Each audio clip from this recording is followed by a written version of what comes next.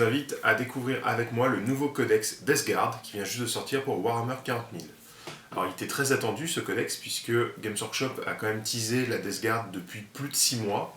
De tête, je dirais que c'est le teasing de Games Workshop le plus long qu'il y ait eu. C'est entre les premières photos, les premières images volées comme ça qu'on a pu voir et la sortie enfin du codex.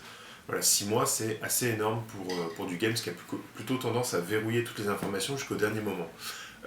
Sachant que là, on parle de 6 mois, mais en fait, on parle de 6 mois pour la sortie du livre d'armée. Les figurines qu'on a pu voir en premier lieu, donc notamment les Plague Marines, on a vu celui avec l'espèce de grand hachoir et tout, et un Terminator aussi qu'on avait vu où on ne voyait pas le visage, on voyait juste sa bouche. Les films ne sont toujours pas sortis, donc celles-là on ne sait pas encore quand est-ce qu'elles vont sortir. Donc c'est quand même un très très long teasing. Mais un teasing qui en valait la peine, parce que moi je veux dire je suis super content là, de ce codex, je le trouve vraiment super intéressant. Voilà, donc je vous invite à le découvrir avec moi. Voici donc ce nouveau codex Death Guard, codex hérétique Astartes, comme c'est précisé sur la couverture. Alors, on en connaît l'illustration depuis un petit moment déjà.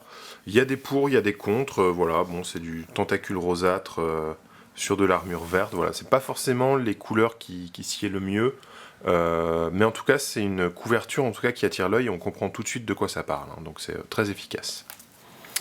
Donc comme les nouveaux livres de Warhammer 40 000, là, de 7v8, on a voilà, ce double illustration en noir et blanc, en papier mat, voilà, à l'arrière de la couverture. Donc là on peut voir Mortarion avec, c'est exactement les figurines qui sont sorties en fait. Donc là on a le Noxius avec sa cloche. On reconnaît le champion qu'il y a dans la boîte Dark Imperium, etc. Ensuite voilà, donc une petite page logo Death Guard, les élus de Nurgle. Donc on retrouve le symbole de Nurgle, donc les 3 cercles qui sont là, 3 crânes en fait, donc reprenant l'héraldique de la Death Guard. Le sommaire assez classique. L'introduction, alors introduction qui commence par méfiez-vous de ce tome sointant que vous tournez entre les mains, blabla. Enfin, voilà. C'est assez marrant de commencer un ouvrage de cette façon. Une illustration qu'on a vu passer il n'y a pas longtemps, donc on voit pas mal des nouvelles sorties en fait qu'il va y avoir. Donc il y a notamment le nouveau Typhus, les Blood Drones améliorés, donc celui-là qui a le méga canon lance-peste, crash-peste, pardon. Donc voilà. Avec Mortarion dans le fond, avec très grandes ailes et tout. Un mouvement très très classe. Alors, une petite histoire de la Death Guard. Qu'est-ce que c'est la Death Guard ? C'est un chapitre Space Marine qui fait partie de la première fondation, qui a été créée par l'empereur lui-même.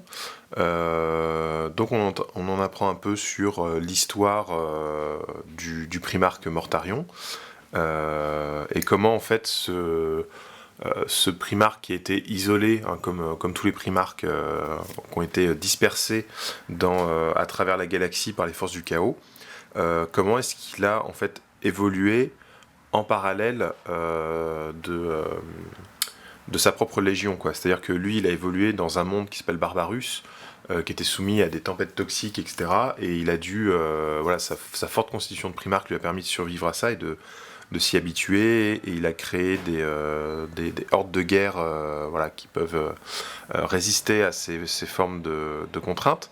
Et on apprend que donc les Dusk Riders, qui sont la légion qui a été créée à partir de son patrimoine génétique, donc c'est l'ancien nom de la Death Guard en fait, tout simplement. Les Dusk Riders ont évolué un peu de la même façon. Ils étaient envoyés dans des endroits critiques, voilà, avec des conditions climatiques très difficiles, etc. Voilà, là on voit l'iconographie qui a évolué.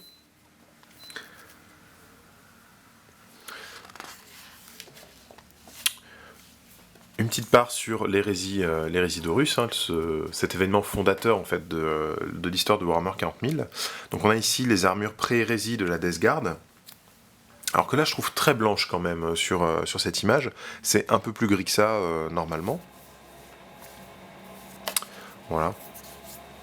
On revient beaucoup sur le côté pratique et très terre à terre en fait de la Légion. Voilà, notamment il parle des chars, où les chars sont un moyen de combattre, sont un outil dans la guerre, et ne sont pas déifiés et vénérés comme dans d'autres chapitres. Donc là, on en apprend un peu plus sur le monde de la peste, le monde que Mortarion a modelé, plus ou moins à l'image de son monde natal Barbarus d'ailleurs. On comprend que c'est un peu le point de rupture entre lui et Typhus, son premier lieutenant. Voilà, Typhus a l'impression que Mortarion est un peu sentimental comme ça à recréer son monde d'origine, alors que lui veut aller envahir l'Imperium. On apprend un peu plus sur les flottes de la peste, donc qui sont des vaisseaux qui sont récupérés. En fait, a priori, il y a une partie de la Légion qui est une compagnie entière en fait de Death Guard qui est spécialisée dans la récupération de vaisseaux, le vol de navires pour créer des flottes de la peste. Encore une fois, les illustrations correspondent exactement aux figurines qu'on connaît. Alors je comprends la volonté, je comprends l'acte en fait de faire que des illustrations de choses qu'on peut retrouver en figurine. Tu vois, côté commercial, c'est très pratique, parce qu'on va voir, lui j'aimerais bien l'avoir, ce perso il a l'air trop fort et tout, hop on le trouve dans la gamme, on l'achète quoi. D'un autre côté, je trouve que ça restreint un peu l'univers parce qu'on a l'impression qu'en dehors des figurines il n'existe rien. Donc je trouve ça un peu dommage. Là, c'est quelque chose qu'on n'avait pas vu depuis très longtemps, en fait. Ça reprend... Alors, quand je suis arrivé à cette page, j'étais très content de voir un organigramme de la Légion. Ça reprend ce qu'on connaît, en fait, de les Résidorus, par exemple, dans les livres Forge World, on peut avoir l'organigramme de toutes les légions, notamment de la Death Guard pré-hérésie. Et en fait, quand on le lit... c'est pas vraiment un organigramme, c'est un peu tout et n'importe quoi, voilà. C'est genre 7 compagnies de 7 cohortes, de 7 colonies, voilà. Il n'y a pas vraiment d'infos intéressantes comme on peut en avoir dans les organigrammes de la pré-hérésie. Ensuite, on a un truc qui revient assez souvent, je pense depuis la V7, on a ça de façon systématique dans les codex. On va avoir donc une illustration, et une illustration un peu schématique, et la même illustration qui dérive dans plusieurs couleurs différentes. Et donc un petit mot sur chaque bande de guerre, pourquoi ce schéma de couleurs, etc. Donc là ça me fait marrer parce que ils prennent... donc là on a l'illustration, disons, un peu classe, qui a du volume, etc., qui est dans un mouvement, où on détaille un peu ces différents équipements. Et à côté, on a l'illustration plate, je dirais. Donc, il est vraiment schématique, il est un peu droit et tout. Donc voilà. C'est le même, on le reconnaît parfaitement, c'est le même équipement, c'est tout identique. Et en fait, ils vont lui donner un nom à chaque fois.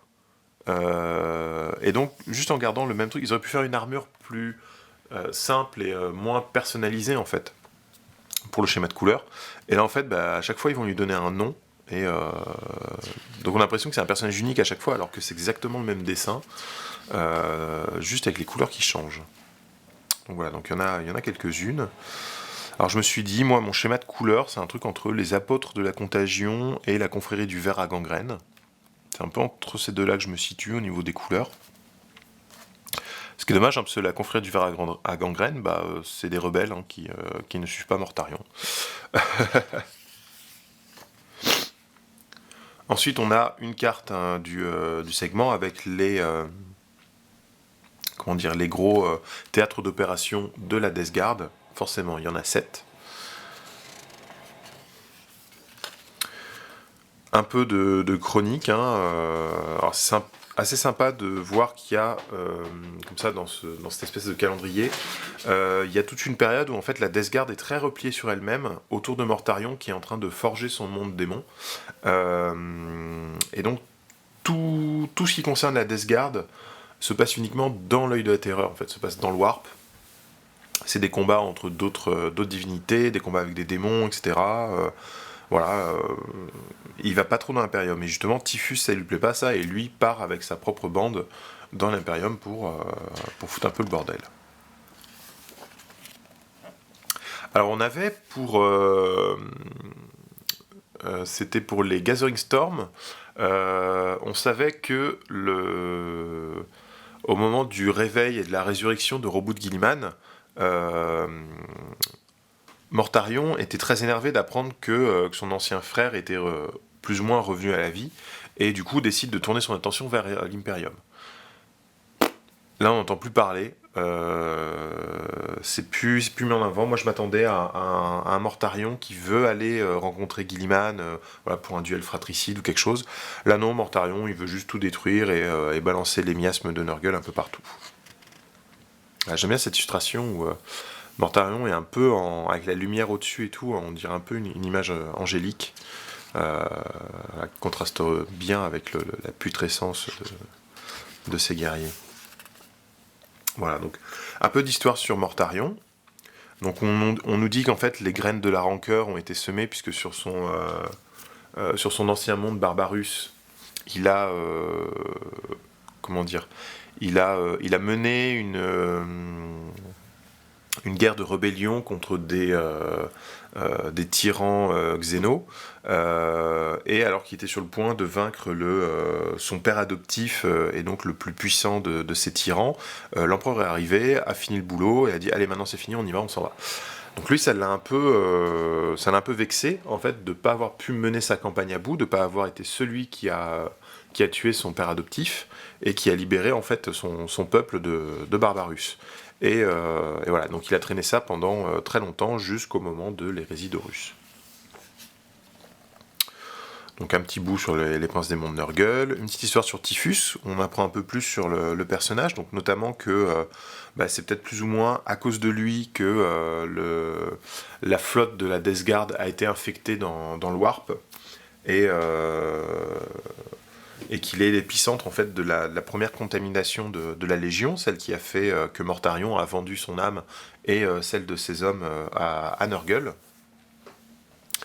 On sait qu'il n'est pas d'accord avec Mortarion, qui est en train de gérer sa petite planète à lui, qui est tout content d'avoir son système. Voilà, et donc lui préfère aller massacrer l'Imperium, et en gros, il y a un accord tacite entre deux, où Typhus peut aller répandre les bienfaits de Nurgle dans le monde réel, pendant que Mortarion s'occupe de son truc. Et en gros, il doit répondre à l'appel de Mortarion quand il lui demande, mais il le laisse faire ce qu'il veut en attendant, quoi. Donc voilà. C'est...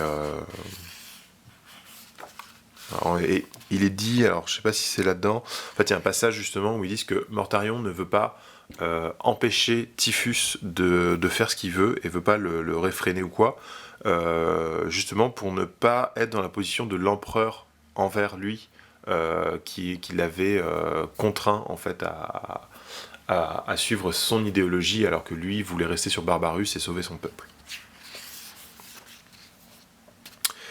Alors, les Seigneurs de la Death Guard, ça parle des Lords of Contagion principalement, puis des différents types de commandants qu'on peut avoir. Les sorciers, ça parle surtout des Malignants de Plaguecaster, hein, pas s'y croire.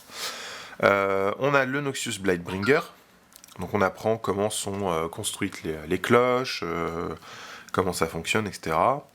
Le Full Blightspawn, donc ça c'est un nouveau personnage qu'on ne connaît pas encore.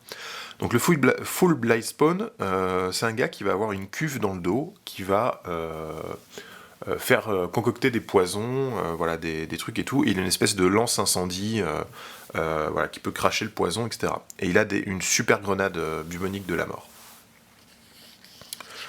Voilà, donc des petits... en fait, il y a beaucoup de nouveaux personnages génériques dans ce codex. Donc les Biologus Putrifiers, c'est aussi un nouveau type de personnage, qui va donc concocter des poisons, voilà, comme tout le monde en fait chez Nurgle, hein, ils essaient d'avoir la meilleure maladie qui soit. Et donc il a tout un rack dans le dos de fioles, grenades, etc. Et donc c'est assez drôle, c'est un personnage qui va augmenter la puissance des grenades buboniques dans un rayon autour de lui, et en même temps si on le tue, il y a un risque qu'il explose, Et son explosion ne touche que les figurines qui ne sont pas marquées par Nurgle. Donc c'est assez drôle aussi, voilà, un petit personnage. Il a aussi un pistolet seringue qui va pouvoir à la fois injecter des poisons et prélever des échantillons pour préparer d'autres petites soupes de maladies. Le Plexurgence, c'est aussi un nouveau personnage, donc là c'est l'équivalent de l'apothicaire. Donc il a comment ça s'appelle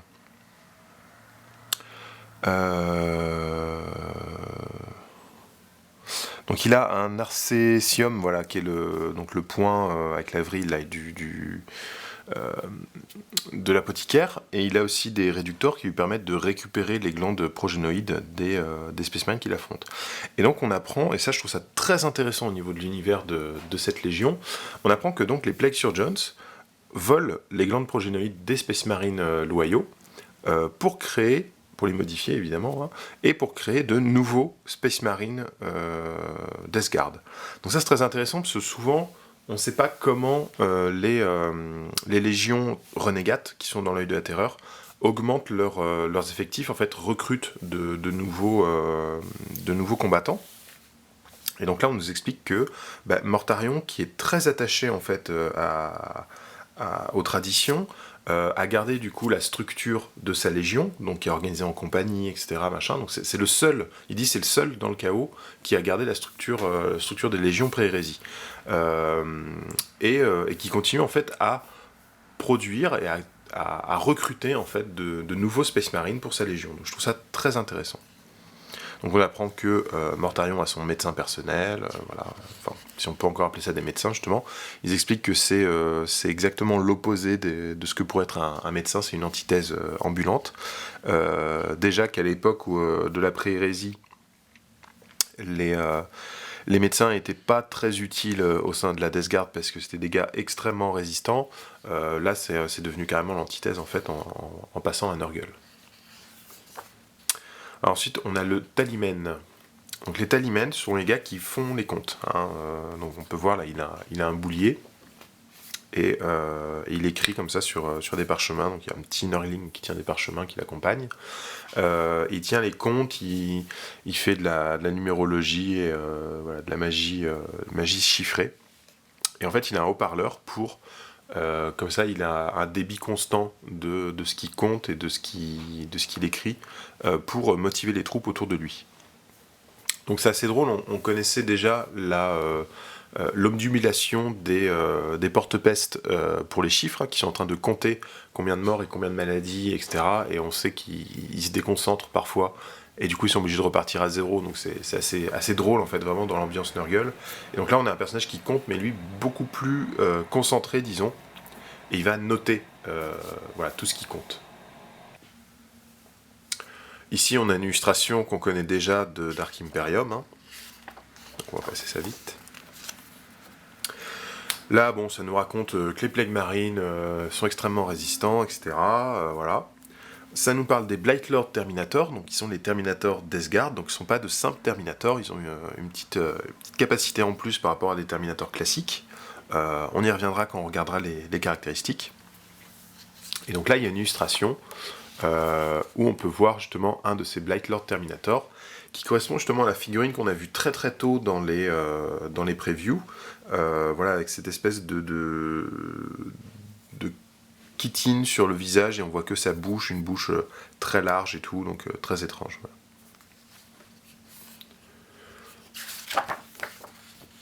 Ensuite, on parle des Death Shroud Terminator. Donc les Death Shroud sont les héritiers de l'unité de Death Shroud pré-hérésie de la Death Guard, qui sont donc une unité d'élite, garde du corps de Mortarion et des commandants de la Death Guard, qui maniaient déjà la faux à l'époque. Donc voilà. Donc c'est sympa d'intégrer comme ça les trucs qui ont été... alors je sais pas si c'est Forge World qui l'a développé ou s'il l'a déterré en fait, mais sympa, des choses qu'on a vues en pré-hérésie reviennent dans le post-hérésie, quoi, donc c'est plutôt pas mal. Là on a un passage sur les enfants du chaos qui est assez banal, voilà, c'est... Ouais, ça reste truc des enfants du chaos. Il y a un passage, la Fall Spawn, qui est un enfant du chaos tellement puissant et tellement résistant, qui continue de grossir, de grossir, de grossir, et dont Mortarion s'est plus ou moins débarrassé en le mettant dans un marécage sur la planète de la peste. Et on dit qu'aujourd'hui il est aussi gros qu'une montagne. Voilà. Donc là, on a les chaos cultistes. Donc pareil, un niveau description, c'est assez banal. Hein. Ça explique juste que, en gros, le désespoir, c'est ce qu'il y a de plus. Le désespoir, c'est le chemin royal vers la damnation de Nurgle. C'est la façon la plus facile, en fait, de s'abandonner à Nurgle. Et forcément, dans l'Imperium, où chaque citoyen passe sa vie à trimer pour l'Imperium et tout, c'est assez facile de tomber dans le désespoir. Les Poxwalkers, donc qui sont les zombies qu'on a découverts avec Dark Imperium. Donc voilà, ça explique que c'est plusieurs souches de maladies, dont certaines développées par Typhus lui-même et tout, qui ont donné lieu à cette espèce de la vérole ambulante qui fait que les cadavres se relèvent et voilà. Et dont la personne est toujours consciente en fait à l'intérieur. Ensuite, on a les chars d'assaut. Alors là, bon. C'est pareil, c'est très banal, dire que un rhino de la Death Guard est plus résistant qu'un rhino normal et tout, alors qu'en termes de règles, il n'y a rien qui permet de l'affirmer. J'aime bien le passage sur les Predators, en fait, qui disent que se voir confier, en fait, le pilotage d'un Predator, c'est pas bien vu dans la Death Guard, parce qu'en fait ça veut dire qu'on va être coincé dans un char alors que tous nos potes sont à l'extérieur en train d'avancer vers l'ennemi. Donc ils aiment pas trop ça, et en plus les chars Predators souvent sont infestés par une entité démoniaque qui finit par consommer le pilote. Donc la plupart des légionnaires de la Death Guard ne sont pas très contents et prennent ça plus comme une punition qu'autre chose. Donc, bon, c'est assez marrant ce petit passage. Voilà, le Land Raider, c'est très puissant, c'est très résistant, blabla. Bon, voilà. Pareil pour les Hellbrutes et les possédés. Alors j'aime bien les textes, en fait, expliquent à quel point c'est différent. Donc on dit qu'un Hellbrute du chaos, il devient fou, il tire sur n'importe quoi, machin, parce qu'il aime pas être enfermé dans ce carcan, à souffrir pour l'éternité, etc. Et en même temps, on dit, ceux de la Death Guard, comme ils sont très stoïques, ils deviennent pas fous comme les autres, etc. Machin. Au final, dans les règles, c'est pareil. Donc, à quoi ça sert de mettre des passages pour différencier, en fait, dire que un Hellbrute de la Death Guard est différent d'un Hellbrute classique, d'un Hellbrute de la Black Legion ou n'importe quoi, alors qu'en fait, c'est exactement la même chose. Donc, je trouve ça un peu bizarre. Bon, c'est la même pour les possédés. Voilà, en fait, ils se sont pas trop cassé le cul sur les unités qui sont communes avec le Codex KO. Hein. Ouais, le Defiler, alors ça c'est assez drôle pour le Defiler. On explique donc que c'est des magos, des Warpsmiths sur l'ordre d'Abaddon qui ont créé les Defilers, et après les différentes bandes du chaos, différentes légions et tout se sont un peu affrontées pour récupérer les plans et construire ces machines qui sont super fortes et tout. Donc tout le monde en voulait dans son armée. Mais ça se vendait chèrement, quoi, les plans de ces machines. Et juste Mortarion, il allait voir Abaddon, il a dit je veux les plans, et Abaddon il a dit ok. Et donc la Death Guard n'a pas eu à se battre pour construire ses propres machines démons, ses propres Defilers. Là on arrive sur de la nouvelle machine démon, c'est les Mephitic Blight Howler. Donc c'est décrit comme des Blood Drones. Alors ça c'est drôle parce qu'ils disent que c'est des Blood Drones qui ne volent pas. Et en fait, quand on arrive là dans le bouquin, les Blood Drones on n'en a pas encore vu, quoi. Donc c'est juste la mise en page qui est bizarre, parce que le Blood Drone est juste derrière. Mais ça aurait été bien de présenter le Blood Drone avant de dire que les Mephitic Blight Howler sont des Blood Drones qui ne volent pas. À la limite, vu que c'est présenté dans cet ordre, il aurait mieux fallu dire que les Blood Drones sont des Mephitic Blight Howler qui volent. Enfin voilà. C'est marrant parce que c'est souligné que c'est une unité parfaite pour remplacer les Havoc qui sont disponibles dans les autres légions. C'est clairement dit dans le texte, genre là où les autres légions utilisent des... voilà, c'est là. La plupart des chefs de la Death Guard emploient ces meutes de machines démons pour qu'elles remplissent le rôle tenu par des Havoc ou des Oblitérators dans les autres légions de traîtresses.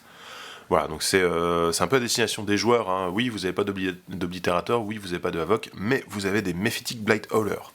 Donc voilà, des espèces de machines démons avec qui ont un lance-missile et un multifuseur, et qui génèrent des champs de fumée qui fait qu'ils sont plus difficiles à toucher au corps à corps, et qui donnent une sauvegarde de couvert à l'infanterie autour d'eux. Donc c'est assez drôle ça.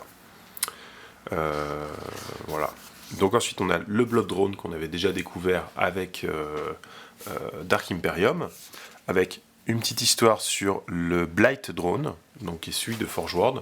Donc c'est marrant parce que maintenant les codex officialisent un peu ce qui existe chez Forge World, hein, alors qu'avant c'était un peu... j'avais l'impression que Games Workshop faisait un peu l'autruche en fait. Non, Forge World ça n'existe pas. Donc voilà, donc ça explique que tous ces tuyaux qui pendent en fait, ça pompe un peu toute la mélasse hein, qu'il y a sur le champ de bataille, et ça les recrache, ça les incube à l'intérieur de leur corps, et ça les recrache, voilà. Ensuite, on a le Black Burst Crawlers. Donc ça, c'est le char de siège de la Death Guard. Donc on apprend que c'est Mortarion lui-même qui a mis au point ces machines démons, et qui voulait en faire quelque chose d'aussi efficace que les démolisseurs ou les... on s'appelle le char de siège... moi j'ai plus le nom, mais... donc voilà, donc ce qui est drôle parce qu'en fait... voilà, on a, en KO, on n'a pas le droit en Death Guard, on n'a pas le droit au démolisseur, et du coup on met un char pour remplacer le démolisseur. Enfin bon, c'est un peu bizarre. Donc voilà, c'est une machine démon aussi, hein, donc voilà, il souligne que ça représente bien le mépris qu'a Mortarion pour les humains, parce que du coup il préfère mettre un démon à l'intérieur que des serviteurs humains qui manient le truc, voilà. Ensuite, on a les porte-pestes et les Nurglings. Bon, ça on connaît déjà, on va pas revenir dessus. Hop. Les bêtes de Nurgle, donc je crois bien que c'est une nouvelle illustration, moi je la connaissais pas, donc qui n'a rien à voir avec les actuelles figurines de bêtes de Nurgle, donc c'est peut-être une future bestiole à sortir. Et ils insistent vachement sur le fait que les bêtes de Nurgle, c'est un peu ce qu'il y a de plus jovial chez Nurgle, hein, qui est un dieu très jovial justement. Et les bêtes de Nurgle, en fait, elles veulent jouer. Et donc elles se jettent sur l'ennemi, mais pour jouer avec, elles se rendent pas compte qu'elles le massacrent et tout. C'est un peu comme un gros chien, un peu bête, quoi. Donc voilà, donc ils expliquent que la Death Guard essaie de s'en servir pour mener des assauts en les faisant courir après des chars lancés à pleine vitesse, parce qu'elles aiment bien courir après des trucs qui vont vite, voilà. Et après, ça essaie de se faire des amis sur le champ de bataille, mais généralement, les gens leur tirent dessus ou alors finissent par mourir dans leur étreinte, donc ils cherchent un nouvel ami ou un truc plus rigolo à faire. Et à côté, on a le Plague Drone, donc c'est les mouches de la peste. Et en fait, on apprend que les mouches de la peste, ce sont des bêtes de Nurgle, qui, à force d'être déçus de ne pas trouver des gens avec qui jouer et tout, commencent à ruminer un peu leur rancœur, et finissent par se transformer en mouches qui, elles, sont vraiment cruelles et agressives, quoi. Voilà, ensuite on arrive sur la partie figurines. Donc là on a déjà les figurines de Dark Imperium qu'on connaît bien. Et ici on a Mortarion, Typhus qui est là. Et puis les Death Shroud, quelques nouveaux Plague Marines, hein, ceux qui sont dans le kit. Il y a le Surgeon qui est ici. Qu'est-ce qu'on a d'autre ? On voit les différents modèles de Blood Drone derrière. On voit le char. Voilà, là on peut voir en détail, alors on va peut-être zoomer pour le coup, hop, alors, ici on a le Plague Surgeon, alors j'avoue que je suis pas super fan de la peau, j'attends de voir la figurine quand elle va sortir, mais en fait cette espèce de robe qui fait la moitié de la figurine, là je suis pas très fan, alors j'adore son gantelet, voilà, mais du coup en le voyant je me suis dit, j'ai peut-être partir d'une conversion de l'apothicaire Primaris que je trouve très classe, et ça peut être drôle de pervertir une figurine comme ça. Voilà. Donc là on a le Taliman. Voilà, donc lui je le trouve vraiment très fun. Voilà, avec son stylo sur sa planche, son boulier et tout, voilà, je trouve ça vraiment sympa. Ensuite on a les Terminator. Voilà. Terminator, les Blight Lord. Donc là on l'a avec le lance-peste et l'âge de la peste. Là on l'a avec le fléau de corruption. Fléau de corruption qui est une arme très sympa, on va voir ça après dans les caractéristiques. Et là, avec une peste lame, donc ça c'est une nouveauté aussi des armes, ça on l'avait pas vu venir. Peste lame, bah, c'est une épée énergétique, mais avec arme de la peste. Donc c'est sympa parce qu'on avait l'épée de la peste qui permettait de relancer J'ai pour blessé raté, mais qui avait pas de PA. Et là on a une arme énergétique, donc avec une PA, qui en plus relance les 1 pour blesser, comme les armes de la peste. Et là on a Typhus et quelques Poxwalkers. Donc je sais que ça échange beaucoup sur Typhus en ce moment, je sais pas, moi je le trouve vraiment chouette. Je sais pas pourquoi les gens l'aiment pas. Et j'ai vu d'autres photos où on voit bien l'arrière de la figurine et c'est assez impressionnant, hein, le truc derrière, ça a l'air très sympa. Sur l'autre page, évidemment, on a Mortarion. Alors là, je vais dézoomer pour le voir en entier. Voilà, donc Mortarion. Bourré de détails et tout. Alors, les ailes, moi, elles me paraissent petites sous cet angle, mais en fait, quand on voit après le 360, on se rend compte que c'est parce qu'elles sont presque à plat, là. Voilà. Mais elles sont très larges, en fait. Et, bon. On figurine qui a l'air très très chouette, quand même. Hein. Et en dessous, on a les Death Shroud. Voilà, très sympa. Avec ces grandes faux, là. Et je sais pas pourquoi lui, il tient une espèce de petit carillon, là. C'est juste pour la beauté de la figue, parce que j'ai pas trouvé ça dans la liste d'équipements. Ensuite, bah, on a quelques plagues marines. Donc on peut voir hein, le grand hachoir là, qui va permettre de faire des attaques dans de la masse, hein, si on a des trucs très nombreux à affronter. On a l'icône de désespoir ici, on a un lance-peste, ça c'est un Marines classique avec un bolter. Là on a un champion avec gantelet, poing fermé et une épée de la peste. Alors, je suis pas très fan de la tête, moi je pense que je mettrais une tête casquée. Et alors faudrait regarder, parce que j'ai vu passer à un moment un autre champion qui avait un gantelet ouvert dans l'autre main, et je trouvais ça très fun, enfin la figurine est très classe. Là, on a le Full Blight. Alors, on va zoomer. Hein. Hop. Voilà, donc là, on a le Full Blight Spawn, donc qui a une cuve dans le dos, et là, ça lance. Bon, on lit pas super bien la figurine telle qu'elle est ici. Et le Biologus Putrifieur, là, avec toutes ces fioles dans... Hop là, on va faire comme ça, c'est mieux. Avec toutes les fioles qu'il a dans le dos, là, voilà. Donc là, on a aussi une image de bataille où on peut voir différents marines, donc ça donne une idée hein, des montages.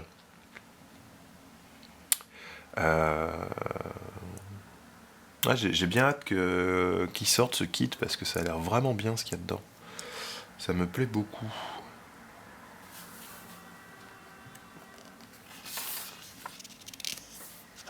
Alors ici, on a une conversion de Plague Marine avec le hachoir à peste. Enfin, une conversion, je ne sais pas exactement. On a ensuite en dessous des Terminator et Plague Marine avec des schémas de couleurs alternatifs. Ça, c'est intéressant à voir aussi. J'aime bien sa plaque ventrale avec le petit Nurgling à l'intérieur. Et alors ça c'est un peu du foutage de gueule, je trouve. Voilà, il y a un petit test qui dit ces figurines sont des conversions réalisées, machin. Donc ça c'est un prince démon avec une tête de mouche, voilà la conversion. Et ça c'est un Hellbrut avec l'icône de Nurgle collée sur le torse. Voilà la conversion. Là on peut voir plusieurs petites choses. Donc on a Typhus avec les Death Shroud et un talisman. On a quelques Blightlord ici. Alors j'adore celui-là. Est-ce qu'on peut encore... J'adore celui-là là, qui a cette espèce de plaque d'armure qui deviennent flasque. Je trouve très chouette lui. Voilà, et enfin on a donc, le prince démon de la page précédente avec des Poxwalkers. Les Poxwalkers c'est toujours ceux de Dark Imperium. Hein. Tous ceux qu'on voit en image c'est ceux de Dark Imperium. Là on peut voir, bon, c'est une image qu'on a déjà vu fuiter il y a un petit moment, mais bon. On va quand même la commenter. Donc on peut voir là les méphitiques Blighthowler.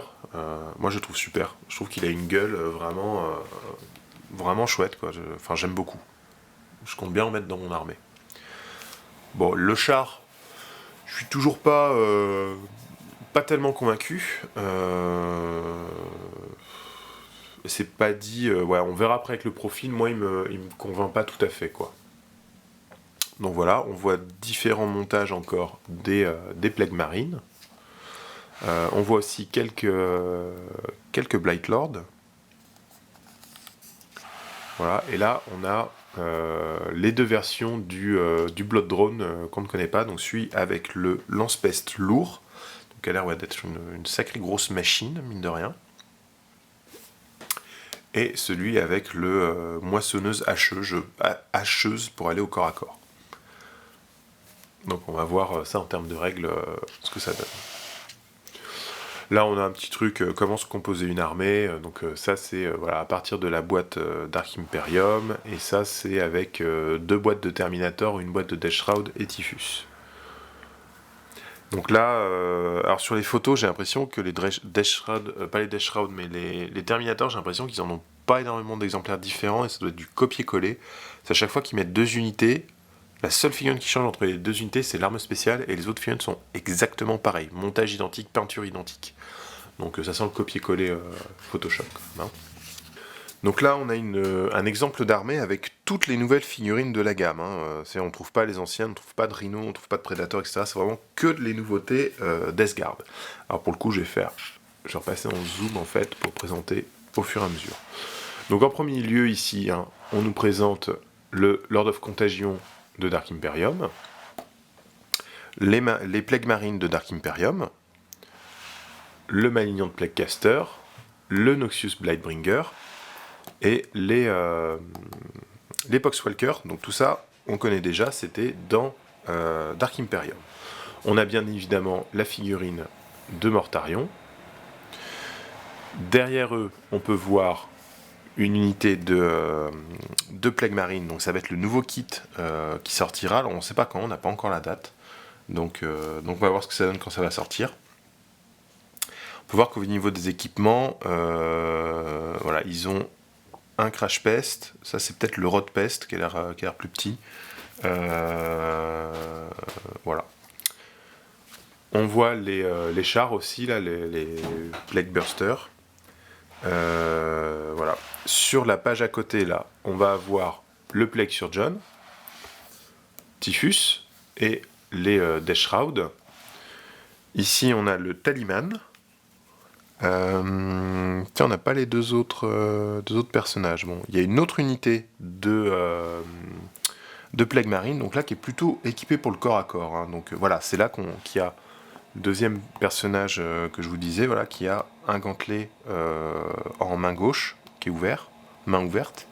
Il y a le grand hachoir, il y a le fléau, voilà. Donc là, c'est plus unité de corps à corps. Hein. Ils ont des haches de la peste, voilà. Donc on peut comparer entre les 2 unités pour voir les options qu'il y aura dans l'assemblage. Et enfin, on a 2 unités de Blight Lord. Alors là, pareil, on peut les regarder en détail. Hein. On va avoir donc celui-ci avec, voilà, avec l'épée, avec la Bale Sword, qui est là aussi, donc c'est le même. On va avoir celui avec le fléau qui est là, et ici, encore une fois c'est le même. On a celui avec la hache qui est ici, et qu'on retrouve là, c'est exactement le même. On a encore un avec une épée qui est là, et la seule différence du coup c'est lui, donc qui est la fine qu'on connaît comme ça, avec le visage quasiment tout masqué, on voit que la bouche, qui a un lance-peste ici, et celui qui doit avoir, voilà, qui est celui avec le corps que j'aime bien, avec une espèce de tête de mouche là, et qui a un, je sais pas si c'est un lance-flamme lourd ou quoi, enfin un truc à 2 canons, on verra quand ça sortira ce que c'est. Voilà. Et enfin, on a voilà, les 3 Blight Drones, Blot Drones, pardon, les Fetid Blot Drones. Donc celui de Dark Imperium avec les 2 Crash Pest, celui avec la moissonneuse hacheuse et celui avec le Crash Pest lourd. Voilà, donc c'est vraiment histoire de présenter toutes les nouvelles figurines de la gamme qui vont sortir spécialement pour ça. Ensuite, Seigneur de la planète de la peste. Donc c'est un chapitre qui va être sur les effets... Non, c'est les caractéristiques directement, qu'est-ce que je raconte. Oui, c'est qu'après, il y a un autre chapitre. Donc là, on a les aptitudes. Donc mort aux faux empereurs, qu'on connaît déjà. Affreusement résistant, qu'on connaît déjà. Et rituel démoniaque, qu'on connaissait déjà. Arme de la peste aussi, bon voilà. Donc là on les connaissait déjà. Ici on a la liste des équipements qu'on va pouvoir changer sur les champions, sur les Terminators, etc. Voilà. Puis, petite illustration, je me demande si c'est un truc qu'on n'a pas déjà vu ça d'ailleurs, parce que... non, il y a du Death Shroud, donc non, c'était pas un truc qu'on avait déjà vu. Donc, entrons dans les détails des caractéristiques maintenant. Donc là par exemple, on a le Demon Prince of Nurgle, donc le prince démon de Nurgle, qui est exactement le même que le prince démon classique, à une différence près. Quand vous preniez un prince démon Space Marine du chaos, vous pouviez relancer les 1 pour les figurines de la même légion à 6 pouces. Donc il l'a, prince du chaos, pour lancer les 1, les jets de touche de 1 pour la Death Guard ou les démons de Nurgle à 6 pouces. Donc ça, il l'a comme celui Space Marine du chaos. Ou alors, vous pouviez prendre celui en démon, et en lui mettant la marque de Nurgle, il avait affreusement résistant. Et là, il l'a aussi. Donc en fait, c'est la combinaison des deux profils qu'il y a dans l'index. Donc je trouve ça intéressant, parce que plutôt que de se dire, est-ce que je prends celui Space Marine, ou est-ce que je prends celui démon, pour avoir soit un truc plus résistant, soit un truc qui apporte un support, mais là, il fait les deux. On peut noter, et ça va être important pour la suite, vous verrez, qu'il peut avoir des ailes. Voilà, c'est marqué noir sur mon, il peut avoir des ailes, dans ce cas, son mouvement passe à un 12, et il gagne le mot-clé vol. Et après c'est tout. Il n'est pas plus endurant que son homologue du chaos. Donc voilà, il gagne juste affreusement résistant en fait par rapport à son homologue du chaos. Ensuite on a Typhus. Alors,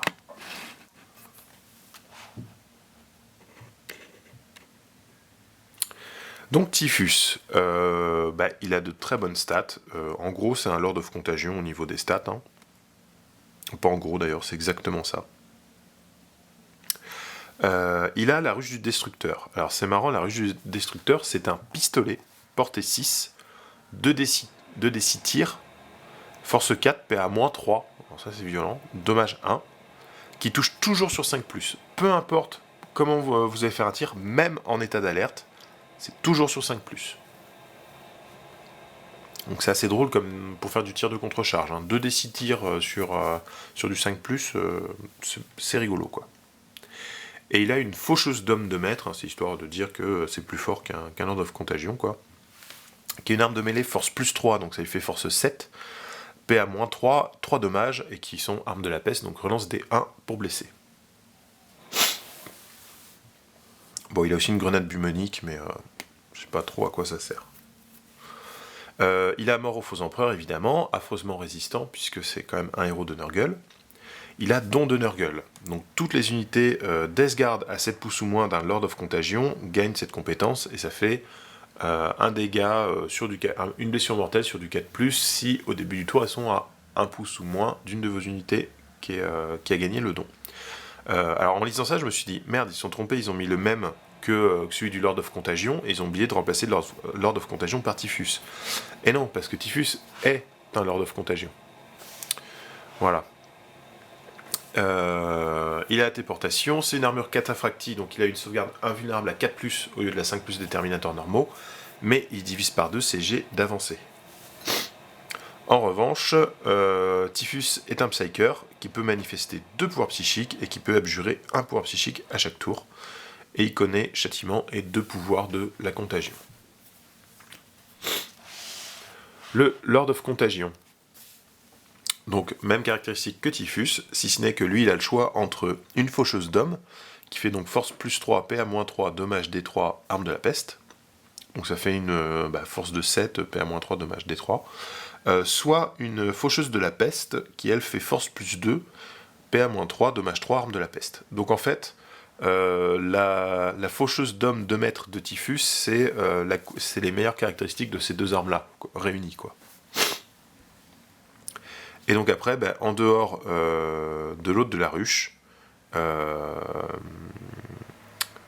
la ruche du destructeur, c'est exactement la même chose, quoi. Sauf qu'il n'est pas Psyker. Ensuite, on a... Alors ça, c'était ma déception dans le codex. On a les Chaos Lord en armure Terminator, Sorcerer en armure Terminator. voilà, qui sont communs en fait à l'index. Hein. Et c'est tout. Il n'y a pas de pactage dorsal. Il n'y a pas. Enfin bon, en même temps, c'est vrai que c'est pas une armée, c'est une armée d'infanterie quoi, à pied. Donc il n'y a pas de moto, il n'y a pas de palanquin. Il n'y a pas donc de jetpack, etc. Donc il n'y a pas d'option pour les personnages. Ils sont forcément à pied. Et moi, ce qui me déçoit particulièrement, c'est que du coup, ils sont Death Guard de base. Ils sont Nurgle. Ils ont tout ce qu'il faut. Et donc voilà, Seigneur Nurgle, il relance les 1 pour les unités Death Guard à 6 pouces. Et derrière, bah, il a une pauvre endurance de 4. Il n'a pas affreusement résistant. En fait, il n'a aucun des bonus liés à la Death Guard dans le codex. Alors c'est un peu dommage, parce que le Chaos Lord, c'est le seul personnage que vous pouvez équiper un peu comme vous voulez. Hein. Les autres, vous avez aucune option d'équipement. Il n'y a rien. C'est-à-dire, vous allez avoir le Lord of Contagion qui a le choix entre une faux ou une grosse hache. Voilà. Et c'est tout. Tous les autres personnages, ils ont un équipement standard qui ne peut pas être modifié. Et du coup, les seules options d'équipement pour avoir des trucs un peu funky, ou alors si vous avez une figurine que vous avez envie d'utiliser, ça va être le Chaos Lord. Et le Chaos Lord, bah, il a aucun bénéfice, ça va être votre figurine qui a le moins d'endurance dans l'armée, c'est quand même ridicule, qui est la moins résistante parce qu'elle n'a pas les bénéfices de Nurgle. Donc je trouve ça un peu dommage. Et pareil pour les sorcereurs. Après, les sorcereurs peuvent manifester 2 pouvoirs psychiques, donc ça c'est quand même bien. Enfin, en fait, c'est exactement les mêmes que dans l'index. Ils se sont pas fait chier, ils ont mis les mêmes que dans l'index, sauf que là où on avait Marque du Chaos, Légion, bah, c'est Nurgle, Death Guard. Voilà, c'est forcément imposé, mais on tire aucun bénéfice de ça. Donc je trouve ça très dommage en fait. Ensuite, on a le Magnant Plague Caster. Bon, bah, on le connaissait, hein, c'est celui qu'il y avait dans Dark Imperium, donc on va pas revenir dessus. Qui du coup bah, est beaucoup plus intéressant qu'un sorcereur au final, parce qu'il a une enduit de 5, il est affreusement résistant, et puis il a un petit effet quand il lance un sort, voilà, ça fait des blessures mortelles et tout. Donc il est plus intéressant sur tous les plans, donc tu dis pourquoi avoir accès au sorcereur si... voilà, c'est un peu bizarre. Enfin, on a les Plagues Marines. Bon, bah là, c'est une unité type. Hein. Donc, beaucoup de différences par rapport à l'index. En revanche, c'est les mêmes que ceux du codex Space Marine du Chaos, sauf qu'ils sont en troupe. Voilà. Donc, qu'est-ce qu'on peut dire c'est les mêmes stats, affreusement résistants, ils peuvent avoir une icône du désespoir. Je suis pas encore très sûr de ce truc-là, l'icône du désespoir. Hein. Ça n'a pas l'air... pas l'air hyper intéressant non plus. En fait, il y a des combos possibles avec le Codex KO qui est intéressant, genre icône du désespoir, masque de rapace, truc des Night Lords, tu vois, il y a un truc à faire. Juste en pur Nurgle, il y a ça, il y a la cloche du Noxious Blightbringer, puis voilà quoi, donc c'est pas foufou. Si ce qu'on a vu apparaître avec le Codex, c'est quand même que ils peuvent remplacer leur bolter par un autre couteau de la peste ou par une hache de la peste, et s'ils ont que des armes de corps à corps, ils ont une attaque en plus. Voilà. Ils ont des armes en plus, donc on connaissait déjà le lance-peste, que je trouve très sympa. Moi, c'est une arme que j'aime beaucoup. 24 pouces, assaut 2, force 6, PA-2, dommage D3 et arme de la peste. C'est très sympa. Quand vous allez jouer contre de la troupaille, genre sœur de bataille, Eldar, garde impériale et tout, enfin tout ce qui a 3 en endurance, vous blessez sur du 2+, avec relance des 1, bon, c'est super. C'est vraiment une bonne arme, moi j'aime beaucoup. C'est assaut, donc avec la règle de Légion qu'on va voir à la fin, ça devient super fort. Avec un Noxious Blightbringer, ça devient hyper efficace, enfin, c'est très sympa comme arme. Ensuite, le Rod Pest, c'est un petit lance-flamme, assaut D6, touche auto, force 4, dommage 1, pas de PA, mais qui est arme de la peste. C'est un lance-flamme où on relance les 1 pour blesser. Le Gerbe Peste, c'est le lance-flamme lourd, il a plus 1 en force, il a moins 1 en PA, et il est exactement pareil. Il y a toujours le plasma, fusil ou pistolet. Il y a la hache de la peste. La hache de la peste, c'est une hache énergétique, hein, plus 1 en force, moins 2 en PA, 1 dommage, mais qui est arme de la peste, donc relance des 1 toujours. Le fléau de corruption, ça c'est une arme que j'aime bien, vraiment sympa, donc plus 2 en force, donc on monte à force 6, moins 2 à la PA et 2 dommages. Arme de la peste toujours, relance des 1. Et pour chaque attaque qu'on va faire, on va effectuer des 3 jets de touche. Donc ça, c'est rigolo. Et tous les dégâts en excès causés par cette arme ne sont pas perdus et sont appliqués au reste de l'unité. En fait, c'est du dommage 2, ça veut dire pour chaque blessure, en fait, chaque blessure non sauvegardée que vous allez faire sur des figurines mono PV, ça va tuer 2 figurines. Donc ça, c'est vachement bien. Je trouve ça très rigolo. Le grand hachoir de la peste, bon là, c'est de la grosse... C'est un gantelet, en fait, à mettre dans l'unité. Voilà, donc il est force x2, PA-3, D6 dommages, arme de la peste, donc relance des 1, mais on a -1 au jet pour toucher avec. Donc voilà, alors je sais pas, le truc c'est qu'on met ça sur un gars qui a qu'une seule attaque, alors je suis pas sûr que ce soit très rentable, faut voir. La masse de contagion, c'est force plus 2, c'est une masse énergétique, hein, force plus 2, -1 à la PA, 3 dommages, arme de la peste, et on a -1 pour toucher quand on tape avec, hein, comme les autres. Il y a le couteau de la peste qui n'a pas changé. L'épée de la peste, on relance les blessures ratées avec cette arme, mais elle n'a pas de PA. Il y a le gantelet énergétique, toujours. Grenade bubonique et grenade crack. Alors qu'est-ce qu'on peut faire dans l'unité? Donc le Plague Champion peut remplacer son couteau par une épée de la peste. Ouais.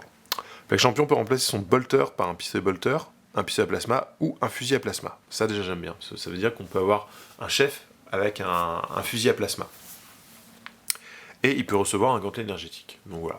Donc moi j'aime bien la combinaison fusil à plasma, gantelet énergétique. Voilà. Jusqu'à 2 Plague Marines peuvent remplacer leur bolter par un Rod Pest, un Gerbe Pest, un Lance Pest, un Fuseur ou un fusil à plasma. Donc les armes spéciales de tir, on peut en avoir 2 dans l'unité. Donc typiquement, moi il y a une unité que j'aime bien faire, en avoir au moins une dans l'armée, c'est le champion avec plasma et 2 Plague Marines avec plasma. Après, avec les nouvelles armes, ça va sûrement changer, parce que j'aime bien aussi là, le lance-peste, mine de rien. Puis je pense que les rod-pest ou les gerbe-pest peuvent être très sympas à utiliser aussi.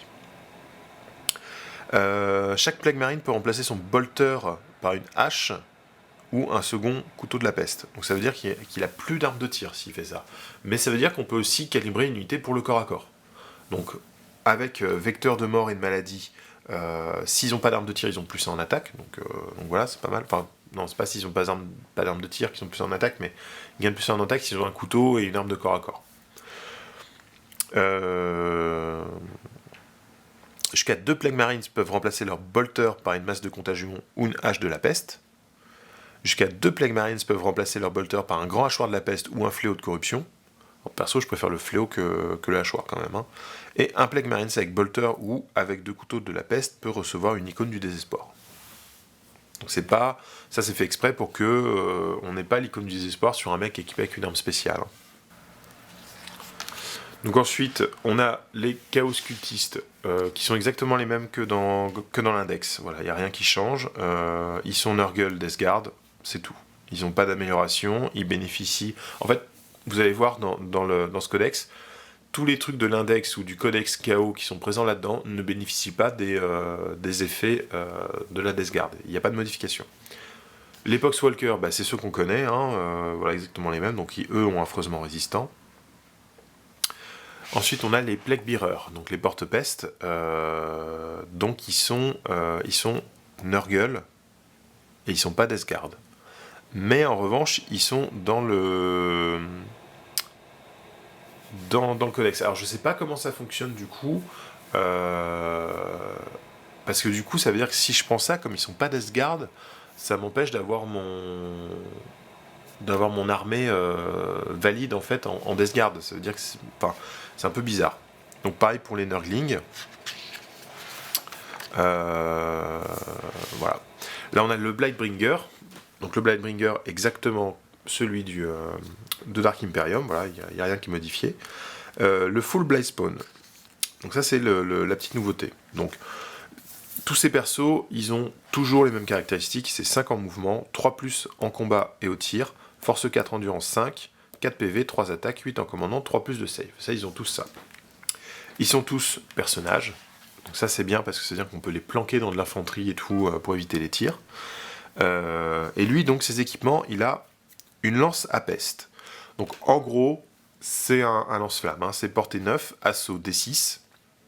La force est de 2D6. PA-3, dommage 3. C'est hyper fort. C'est un lance-flamme qui est hyper fort en fait. C'est une arme de la peste, donc on rejette les 1. Et on doit faire le jet de force avant de déterminer le nombre de tirs, mais après avoir choisi la cible.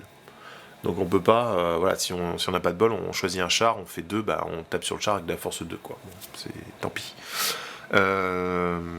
Donc mort aux faux empereurs affreusement résistants, comme tout ce qui est Death Guard, tout ce qui est nouveau en Death Guard en fait. Tête de mort impie, donc ça c'est une grenade qu'il a, il en a une par partie, et soit c'est lui qui la lance, soit il la donne à un personnage Death Guard ami à 3 pouces, qui peut le lancer à sa place.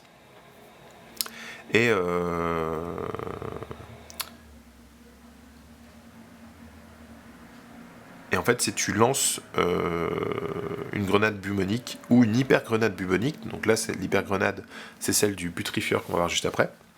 Et au lieu d'avoir grenade D6, elle devient grenade 2D6. Voilà, une fois par partie. Je sais pas si c'est vraiment super efficace. Peut-être justement sur la hyper grenade, mais je suis pas sûr.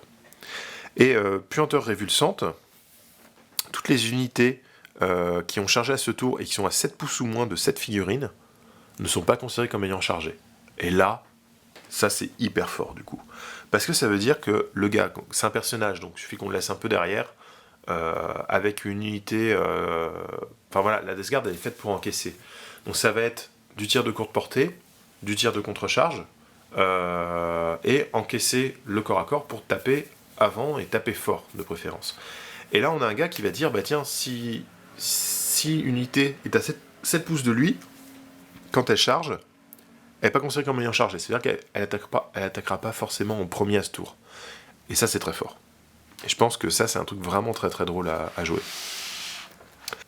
Donc le Biologus putrifieur, qui est donc le gars qui se trimballe avec toutes ses grenades et ses petites fioles dans le dos. Donc voilà, donc même caractéristique que les autres personnages, ce qu'on disait. Il a un pistolet injector, donc à une portée de 3 pouces. Alors c'est vraiment pas énorme la portée de 3 pouces, quoi. Peut être utilisé au début de la phase de corps à corps s'il est déjà engagé. C'est une force 4, PA-1, dommage D6, avec arme de la peste. Donc ça c'est très fort, ça vise plutôt les personnages ou les créatures, puisque par contre les dégâts de l'arme deviennent 1 lorsqu'il s'attaque à un véhicule. Il a un couteau de la peste, voilà, très classique. Il a une hyper grenade bubonique, donc en fait c'est une grenade bubonique qui a +1 en force et +1 en dommage, qui est arme de la peste, et surtout pour chaque touche de 6 ou plus, pour chaque blessure de 6 ou plus, ça fait une blessure mortelle en plus des autres dégâts. Et une grenade crack, comme tous les persos. Il a mort aux faux empereurs et affreusement résistant, ça c'est de série. Il a explosion pestilentielle. Alors ça c'est drôle, c'est si on le tue, sur 4+, il explose, comme les véhicules en fait. Il explose à une portée de 7 pouces, et toutes les unités subissent une blessure mortelle, sauf si elles ont le mot-clé Nurgle. Donc nous, on va pas se prendre les dégâts de ça, alors que l'adversaire risque de se les prendre s'il le tue. Et enfin, son rack bubonique fait que toutes les unités de Death Guard à 3 pouces vont pouvoir augmenter de 1 la force et les dégâts de toutes leurs grenades buboniques, ainsi que faire une blessure mortelle sur du 6. Donc exactement comme l'hyper grenade bubonique du Biologus putrifieur en fait. Voilà. Je sais pas si une tactique basée sur les grenades c'est fort. Je trouve ça un peu bizarre. Donc ouais, c'est...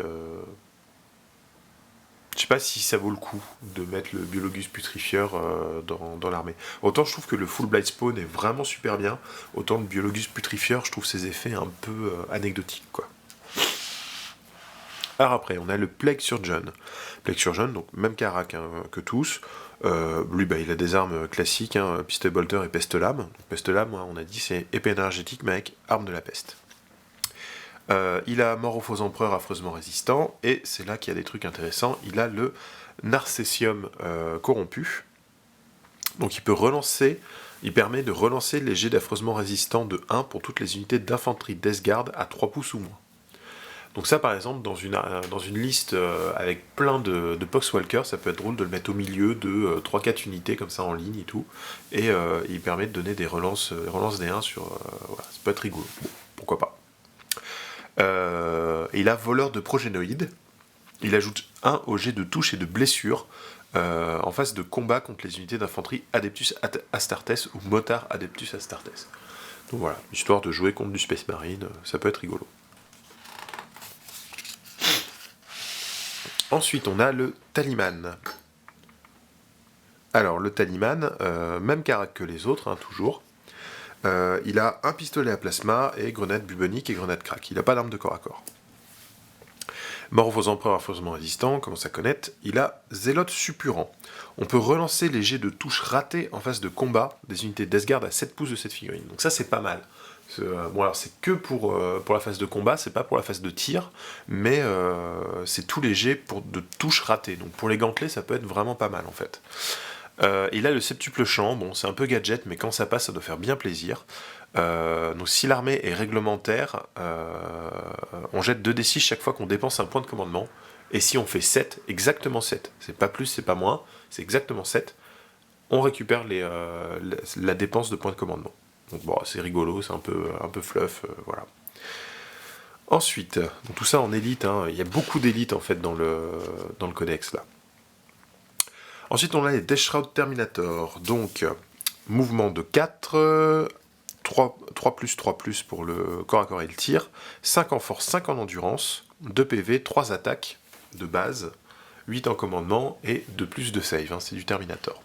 Donc une unité, c'est 2 Death Shroud et un champion Death Shroud, et elle peut inclure jusqu'à 3 autres figurines, donc c'est du 3-6, quoi. Ils ont des gantelets Plex Purt. Donc c'est un pistolet D6, portée 6, qui touche automatiquement, c'est de mini lance-flammes de points, quoi. Force 3, arme de la peste, et 1 dommage. Ils ont des faucheuses d'hommes, donc c'est plus 3 en force, donc ça fait quand même de la force 8, hein, c'est pas mal, c'est du gantelet énergétique, quoi. Force 8, PA-3, dommage D3, arme de la peste.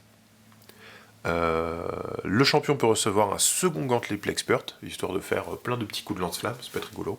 Bon, après, la force 3, dommage 1, je sais pas si ça fait grand-chose au final. Ils ont une armure cataphractie, donc sauvegarde invulnérable à 4+, mais divise par 2 les jets d'avance. Ils sont les yeux de Mortarion. Donc tous les personnages d'Esguard, excepté Mortarion, à 3 pouces ou moins, ajoutent 1 à leur caractéristique d'attaque. Donc ça, c'est sympa. Ils sont garde rapprochée silencieuse, donc tous les personnages d'Esguard à 3 pouces ou moins de cette unité, s'ils reçoivent une touche, que ce soit au corps à corps ou au tir, sur 2+, c'est le Death Shroud qui prend la touche. Voilà, qui prend la touche, hein, donc c'est avant même qu'on fasse le jet de dommage.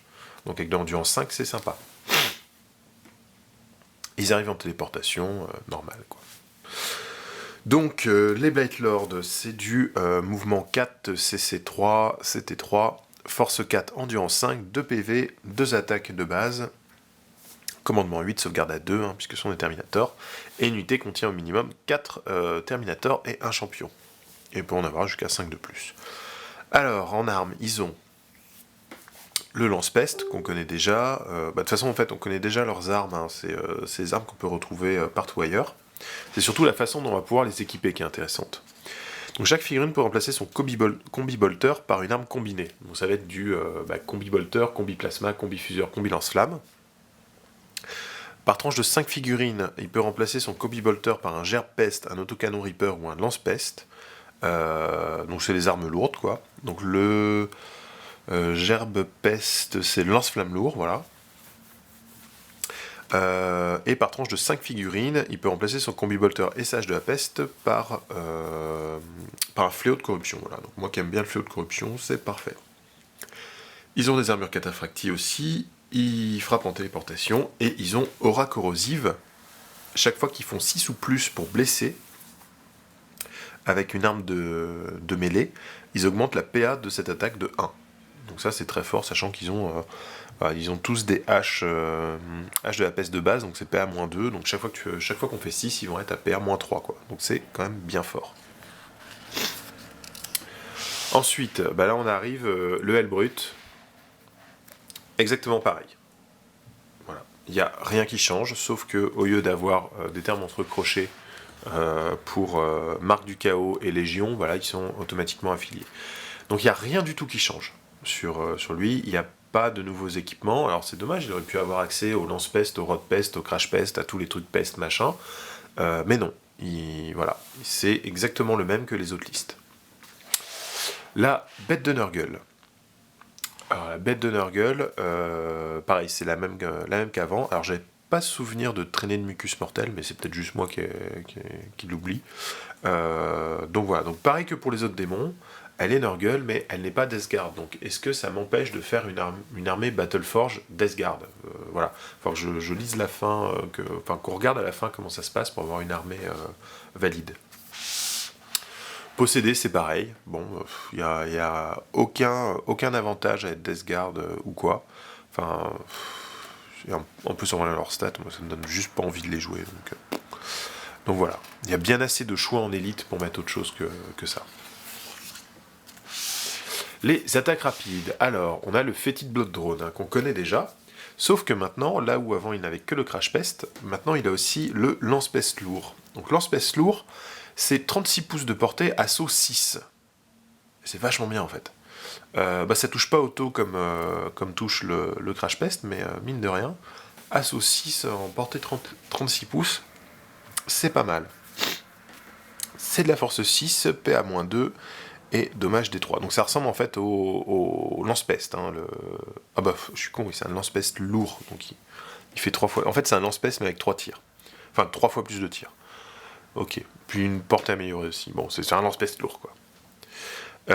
Alors, la moissonneuse hacheuse, là, qu'on a vu de nouveau, c'est force plus 2. Donc, sachant que la bébête commence avec une force 6, ça fait de la force 8, PA-2, dommage 2. Et quand le Fétide Blood Drone combat, il effectue 6 attaques supplémentaires avec cette arme. Donc de base, il a 3 attaques qui peuvent descendre à 1 s'il est blessé. Et du coup, il fait 6 attaques supplémentaires avec cette arme, qui est une arme de la peste, évidemment. Voilà, bon, après c'est ce qu'on connaissait déjà. Donc voilà. Alors, les Méphitic Blight Howler. Donc ça, c'est voilà, les petits chars tout mignons là que j'aime bien. Donc, dans la liste, il y en a un, on peut en rajouter 2 autres. Ils sont armés d'un lance-missile, d'un multifuseur, d'une giclée de bile et d'une gueule grinçante. Donc la giclée de bile, c'est portée 12, assaut D3, force 6, PA-1, dommage 1, arme de la peste. Voilà, rien de fou, mais ça, voilà, si quelqu'un vient les agresser, ils ont quand même du répondant à courte portée.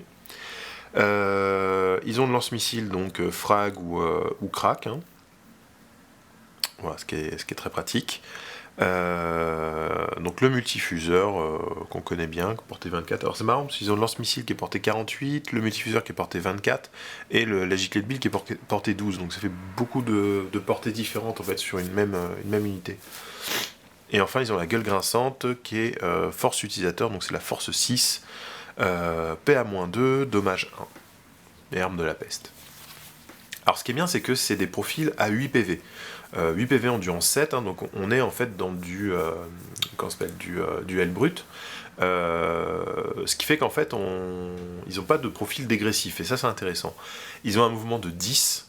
Alors ça c'est assez incroyable pour de la Death Guard, avoir une unité mouvement 10 comme ça, c'est vraiment chouette quoi. Alors en plus, donc ils sont affreusement résistants évidemment. Bon, le petit défaut, c'est quand même, hein, ils ont une CC et une CT de 4+, parce que c'est des machines démons. Ils ont brume putrescente. Voilà, c'est difficile à dire, mine de rien. Donc toutes les unités d'infanterie Death Guard entièrement à 7 pouces. Ah, c'est entièrement à 7 pouces, ouais, quand même, c'est assez limité. Gagnent un couvert lorsqu'elles font des sauvegardes d'armure. Donc ça, c'est vachement bien.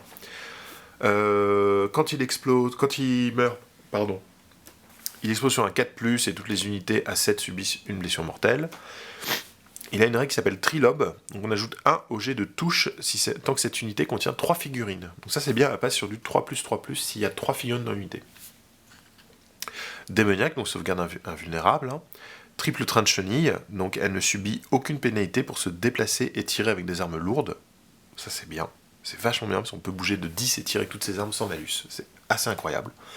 Et infâme puanteur, les unités ennemies ont -1 au jet de touche lors de la phase de combat contre cette unité. Donc pareil, une petite défense au corps à corps, c'est pas mal. Ensuite, on a le Chaos Spawn. exactement identiques. Voilà. Rien à dire là-dessus. On a les plaques drones, hein, pareil, qui sont identiques à ceux de l'index, et même question que les autres, c'est des démons, et du coup ils n'ont pas le mot-clé Death Guard, donc voilà. Donc, moi je pense, si ça me fait perdre les avantages d'être Death Guard, je vais juste pas les jouer, quoi, en fait. Voilà. On a le Chaos Land Raider, pareil. Aucun avantage à être Death Guard, ça ne change absolument rien par rapport à l'index. Tant qu'on y est, le Defiler en face, c'est exactement le même, pareil. Donc c'est dommage quand même, parce qu'il y aurait pu y avoir des petites armes sympas, ou des petits équipements à rajouter, spécial Death Guard, ou alors, ou tout simplement, peut-être qu'ils soient plus chers en points, mais qu'ils aient affreusement résistants, parce que dans toutes les descriptions qu'on a dans le livre avant, y a tellement d'amas de chair et tout, machin, ou alors la rouille, les trucs comme ça font que c'est plus résistant en fait. Et en termes de règles, non, ils sont exactement pareils que ceux des autres. Par contre, on a le Plague Burst Crawler. Donc le Plague Burst, qui a 12 PV, donc c'est quand même assez résistant, qui est affreusement résistant. Comme quoi, un char peut être affreusement résistant. Alors, pourquoi le Land Raider, pourquoi le Defiler, pourquoi le Rhino et le Predator ne sont pas affreusement résistants? Voilà, Bon, lui, il est affreusement résistant, il est démoniaque aussi, donc il a une AVE à 5+. S'il réduit à 0 PV, il explose sur du 5+. Et c'est toutes les unités à 6 pouces subissent des 3 blessures mortelles. Alors, pourquoi 6? Ça aurait pu être 7. Tous les trucs de Nurgle, ils ont une portée de 7 quand ils explosent. Alors, c'est dommage de mettre 6 sur celui-là. Bon. Donc, figurine individuelle avec profil dégressif. Machine démon, donc du 4+ au tir. C'est un peu dommage. Et donc, de base, elle est équipée d'un mortier Plague Burst, une sulfateuse et 2 Crash Pest. Donc, la sulfateuse, c'est une lourde 4, portée 36, force 5, PA-1, 1 dommage. Le mortier Plague Burst, c'est 12 à 48 pouces, lourde D6, force 8, PA-2, dommage D3, arme de la peste, et peut cibler des unités non visibles. Donc ça, c'est fort quand même. Et le Crash Pest, hein, on le connaît, c'est assaut D6, portée 9, voilà. Donc il a des armes à longue portée avec des lance-flammes, bon, c'est pas forcément très utile. Mais on peut remplacer ces lance-flammes par des canons entropie. Alors canon entropie, c'est une nouvelle arme qu'on va croiser plusieurs fois dans le codex Death Guard. C'est un canon qui a une portée de 36, lourde 1, force 8, PA-4, dommage D6. Donc c'est entre le multifuseur et le canon laser, en gros, quoi. Donc c'est plutôt pas mal. C'est une arme intéressante. Alors pourquoi on pourrait pas mettre des canons entropie sur des Defilers, des Land Raiders ou quoi? Bon, c'est un peu dommage. Alors je suppose que c'est parce que il faudrait que la figurine soit disponible ou je sais pas quoi. Alors rien ne les empêche de faire un kit vendu à part. Enfin, comme ils avaient fait quand ils ont sorti les Venom, Eldar Noir par exemple. On avait les Venom avec des figurines qu'on pouvait... Non, c'était pas avec les Venom en plus, c'était avec les unités en fait. On avait des pièces pour modifier l'équipage des Venom pour les attribuer soit à des Vrax, soit à des Succubes, etc. Donc c'était vachement intéressant ça. Donc pourrait y avoir, je sais pas, par exemple dans le kit du Plague Burst, un petit truc d'adaptation pour mettre les armes sur... Enfin, voilà, ça aurait pu être pensé. Je trouve ça très dommage que les chars classiques, en fait, n'ont rien de Death Guard, en fait. C'est un peu dommage, j'aurais bien aimé avoir un petit truc. Et il peut remplacer la sulfateuse par un fusil Ross Hale à salve. Le Ross Hale à salve, c'est 24 pouces, lourd de 3, force 6, PA-2, dommage 1. Alors, par rapport à la sulfateuse, c'est un tir de moins, mais plus 1 en force et plus 1 en PA. Bon, à voir. Je pense que moi, sur ça, le choix entre les deux, je prendrais le moins cher. Ouais, sachant qu'il y en a un qui tire moins loin, mais bon. Donc voilà. Ensuite, on a le Chaos Predator et le Chaos Rhino, qui sont pareils. Donc voilà. Donc quand je dis les véhicules, il n'y a même pas d'option. Tu vois, il n'y a même pas une option pour mettre dessus... tu vois, il suffit, comme ils mettent, pour recevoir un objet de la liste des armes combinées, il suffisait que dans la liste des armes combinées, tu mettes je sais pas, un bolter Rodpest, quoi, tu vois, un truc comme ça, pour au moins avoir un truc un peu fun qui fasse Death Guard, quoi, qui fasse pas un truc générique qu'on place là. Donc c'est pas le cas, c'est dommage. Et ensuite, on va passer au gros morceau, Mortarion.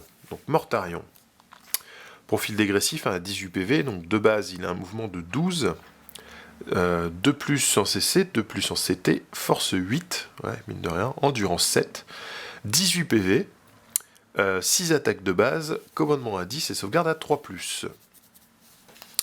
Il a plusieurs armes. Donc la première, c'est la lanterne. C'est son pistolet qui a une portée de 18 pouces. Pistolet 1, force 8, PA-3, damage 3.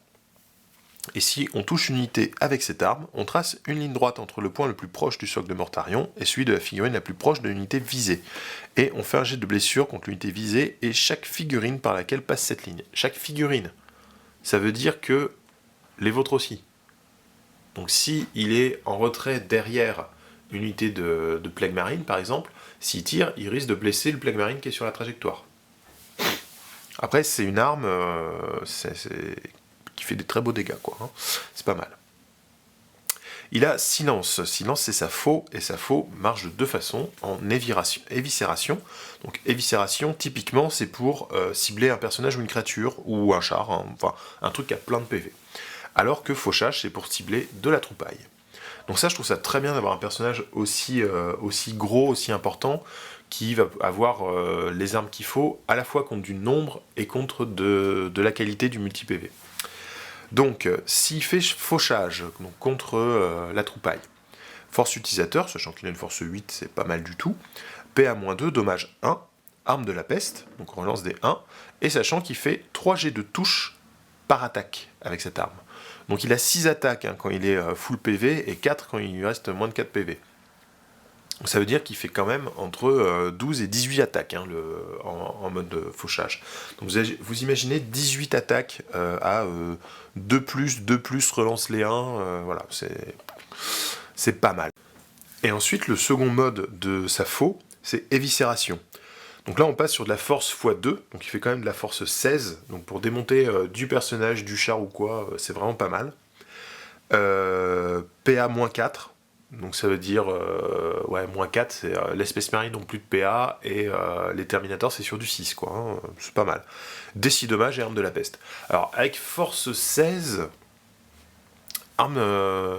force 16, ça veut dire, faut avoir endurance 9 pour pas être touché sur du 2+, pour pas être blessé sur du 2+, et c'est une arme de la peste, il relance les 1. Donc là, ouais, c'est pour tuer du perso, c'est vraiment idéal, ça. Évidemment, un mort aux faux empereurs affreusement résistant. Primarque de la Death Guard, donc c'est-à-dire que toutes les unités Death Guard à 7 pouces de Mortarion vont pouvoir relancer les jets de touche de 1.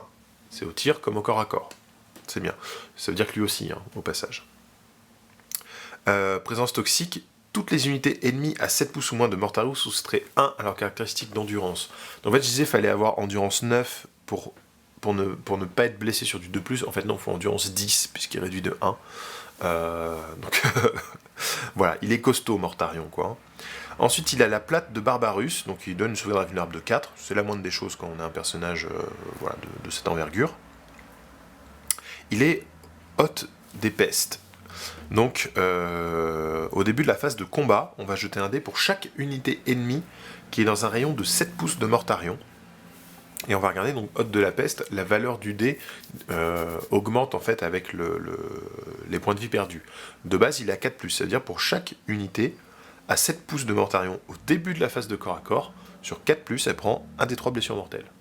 Gratos, comme ça. Et enfin, trépas putride, si Mortarion meurt, sur 4+, il explose. Et dans ce cas, c'est chaque unité à 7 pouces ou moins subit des 3 blessures mortelles, sauf s'ils sont Nurgle. Et Mortarion a 2 pouvoirs psychiques par tour, et peut tenter d'en abjurer 3, donc c'est pour refléter le fait qu'il n'aime pas les psycheurs. Et il connaît le pouvoir châtiment et 3 pouvoirs psychiques de la discipline contagion. C'est quand même pas mal. Voilà, donc ensuite on a une page qui s'appelle Les Fils de Mortarion qui explique donc ce qu'on gagne si on est Death Guard. Donc si l'armée est réglementaire et que toutes les unités d'infanterie de Hellbrut des détachements... Enfin, si l'armée est réglementaire, toutes les unités d'infanterie et de Hellbrut des détachements Death Guard gagnent l'aptitude avance inexorable. Ça veut dire que l'unité peut se déplacer et tirer avec des armes lourdes sans malus. L'unité peut avancer et tirer avec des armes d'assaut sans malus, et l'unité peut faire du tir rapide à 18 pouces au lieu de la moitié de la portée. Donc c'est vraiment super bien. Je trouve ça vraiment génial. Et il y a Os de la Peste. Si l'armée est réglementaire, toutes les unités de troupes des détachements Death Guard vont prendre l'objectif plus facilement. Hein. Donc c'est ce qu'on a déjà vu dans les codex précédents, hein. Ça va être valable sûrement dans tous les codex, dans un futur plus ou moins proche.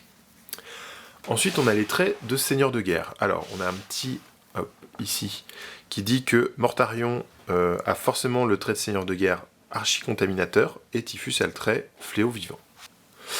Donc les traits de seigneur de guerre, on va avoir outrageusement résistant. Donc on ajoute 1 au jet d'affreusement résistant du seigneur de guerre, si ce n'est pas contre une blessure mortelle. Donc ouais, sympa, c'est affreusement résistant sur du 4+. On a fléau vivant, donc c'est ce qu'a Typhus. On jette un dé pour chaque unité ennemie à 3 pouces ou moins du seigneur de guerre au début de n'importe quelle phase de combat. Sur 4+, elle subit une blessure mortelle. Voilà, gratos, hein. On va générer des blessures mortelles à foison de toute façon en Death Guard, hein, c'est le but. En fait, c'est une armée où on va générer des blessures mortelles tout en ayant une protection contre les blessures mortelles, puisque affreusement résistant marche contre les blessures mortelles. Ensuite, on a régénération infectée. Au début de chaque tour de joueur, il gagne un PV. Il récupère un PV perdu, le seigneur. Donc ça va, c'est pas mal. Physique imposant, on ajoute 1 à la caractéristique d'endurance du seigneur de guerre. Donc si on a envie de se faire un seigneur de guerre à partir d'un Chaos Lord ou un Chaos Lord en armure Terminator, voilà. Peut-être que ça peut être bien de prendre ça pour qu'il... Ouais, je suis même pas sûr en fait. Mais pour qu'il ait pas l'air moins résistant que ces hommes, quoi. Moi c'est ça qui me frustre en fait dans le Chaos Lord qui est resté classique. Bref. Il y a Constitution pourrie, donc on réduit de 1 tous les dégâts infligés au seigneur avec un minimum de 1. Donc c'est assez rigolo, hein. Les trucs qui font 3 dégâts, ils font que 2 contre lui, voilà. Ce qui marche très bien du coup avec affreusement résistant, ça fait des jets de dés en moins à faire. Et archi-contaminateur, donc c'est le trait de seigneur imposé pour Mortarion. On relance tous les jets de blessures ratés lorsqu'on fait des attaques avec une arme de la peste, et c'est valable pour toutes les unités de Death Guard à 7 pouces du seigneur de guerre. Voilà, donc ça c'est pas mal, quand tout le monde a des armes de la peste, c'est pas mal. Ça veut dire que quand même Mortarion, on reprend le truc de tout à l'heure, donc mettons en éviscération, il est à force 16, il baisse de 1 l'endurance adverse, il blesse sur du 2+, et il relance les 1, ouais il a même pas besoin de ça en fait, mais en fauchage, voilà, avec de la force 8, il relance les jets pour blesser raté, quoi. C'est pas mal. Et toutes les unités à 7 pouces le font aussi. Après on a les stratagèmes, et c'est là que ça devient très intéressant. Alors on a un premier stratagème qui se fait une seule fois par bataille, à la phase de tir, qui coûte 3 points de commandement. Donc je trouve ça cher, 3 points de commandement. Je suis pas complètement sûr de la puissance. On choisit un personnage Death Guard, donc c'est pendant la phase de tir. On jette un D6 pour chaque unité à 7 pouces ou moins de lui, sur 4+, l'unité subit D3 blessures mortelles, sauf si elles ont la marque de Nurgle. Voilà, bon, c'est pas... c'est de la blessure mortelle, si c'est le dernier tour qu'on va pas réussir... je sais pas, je suis... Il y a peut-être des situations où ça va être hyper utile, et la plupart du temps ça va pas servir, mais 3 points de commandement en plus, je trouve ça cher. Nuage de mouche, alors ça c'en est un que je trouve très drôle. Donc c'est pendant la phase de mouvement, ça coûte 1 point de commandement, et on choisit une unité d'infanterie Death Guard. Alors c'est dommage que ça se limite à l'infanterie, mais bon, c'est déjà très fort. Et jusqu'au début de la prochaine phase de mouvement, les furieux ennemis ne peuvent pas tirer sur cette unité, sauf si elle est l'unité la plus proche. Donc voilà, ça permet de protéger une unité du tir, quoi, clairement. C'est plutôt sympa. Ensuite, il y a Bénédiction du Grand-Père, pour 2 points de commandement. À la fin de la phase de mouvement, on choisit une unité d'infanterie Death Guard, et une figurine de l'unité récupère D3 PV, ou, s'il n'y avait aucune figurine blessée dans l'unité, une seule figurine de l'unité qui avait été tuée revient à la vie, avec un seul point de vie. Je trouve ça cher, et en même temps, il n'y a pas d'unité, en dehors des personnages, il n'y a pas d'unité avec plusieurs PV, sauf certains qui en ont 2, donc récupérer un des 3 PV quand on a 2 PV, c'est-à-dire qu'on en a perdu qu'un, enfin bon, je pense que c'est soit pour des personnages, soit pour mettre une figurine dans l'unité, pour 2 points de commandement, je suis pas tout à fait sûr. Ensuite, on a tir frénétique. Ça, c'est donc pendant la phase de tir, on choisit un Hellbrut pour 1 point de commandement. S'il ne s'est pas déplacé, il peut tirer 2 fois avec ses armes s'il tire sur l'unité visible la plus proche. Ça peut être pas mal, hein, s'il y a un char qui est un peu trop avancé, enfin, si la cible que vous voulez absolument dégommer est l'unité la plus proche de votre Hellbrut qui ne s'est pas déplacé, si typiquement vous avez un Hellbrut de tir qui a lance-missile, canon laser, moi c'est ce que je joue par exemple, ça peut être très sympa de faire tirer toutes ces armes 2 fois sur la cible la plus proche, quoi. Après, faut que la cible la plus proche soit une cible intéressante. Après, ça, c'en est un que j'adore. Détonation putride, ça c'est génial.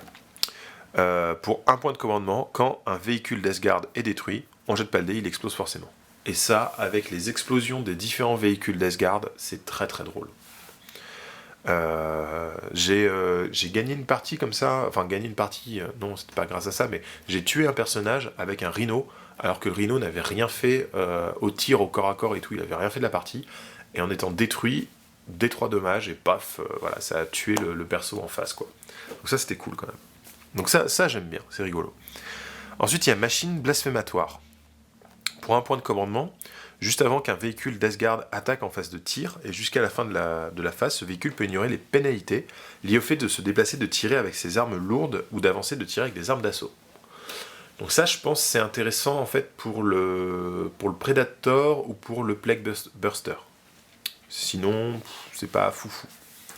Don de décrépitude, bon, c'est ce qu'on connaît, on a le droit à un artefact gratuitement, enfin, c'est une relique de décrépitude, donc droit à une relique gratuitement, et pour un point de commandement, on en a une deuxième, pour 3 points de commandement, on en a 2 supplémentaires. Voilà. Famille du chaos, c'est pas foufou, ça fait qu'on peut utiliser au début d'une phase psychique, et on remplace un pouvoir par le pouvoir de son choix dans la discipline contagion. Voilà. Pour un point de commandement, on échange un pouvoir. Bon, sachant qu'on peut les choisir, les pouvoirs, je suis pas sûr de l'intérêt de celui-là. Peut-être un moment où on se dit, ah, en fait, ce pouvoir, il sert plus parce qu'en face, machin, ou... Je sais pas. Ensuite, ici, on a tir fatal. Donc ça, c'est dans la phase de tir sur un... Alors, c'est pour... je crois, en Space Marine, c'est avec les Demolishers qu'ils ont ça. En fait, si on a 3 prédateurs à 6 pouces les uns des autres, on va en choisir un qui peut ajouter 1 au jet de blessures et de dégâts de toutes ces... non, pardon. S'il y a 3 prédateurs à 6 pouces les uns des autres, en faisant ce stratagème pour un PC, les 3 vont avoir plus 1 au jet de blessures et de dégâts pour toutes les attaques, qui ciblent des monstres ou des véhicules. Plutôt sympa. Bon, faut jouer 3 prédateurs. Et vu le codex, moi j'ai pas tellement envie de jouer des prédateurs. J'en jouais un dans ma liste. Je crois qu'il va rapidement sauter pour mettre les méphétiques Blighthaulers, qui ont l'air quand même vachement plus sympas. Celui-là j'aime bien aussi. Les morts marchent de nouveau. Donc c'est pour un PC. Tu désignes une unité de Poxwalker à la phase de mouvement. Et jusqu'au début de la prochaine phase de mouvement, chaque fois qu'il y a une figurine d'infanterie qui meurt, ami ou ennemi, mais qui n'est pas un Poxwalker, à 7 pouces de cette unité, on ajoute une figurine à l'unité. Et là, du coup, ça peut être vraiment très très drôle, quoi, pour gonfler l'unité au max, tenir un objectif un peu critique, ou éviter la contre-charge de l'adversaire. Voilà, je trouve ça très très sympa. Ensuite, on a Pacte de la Peste.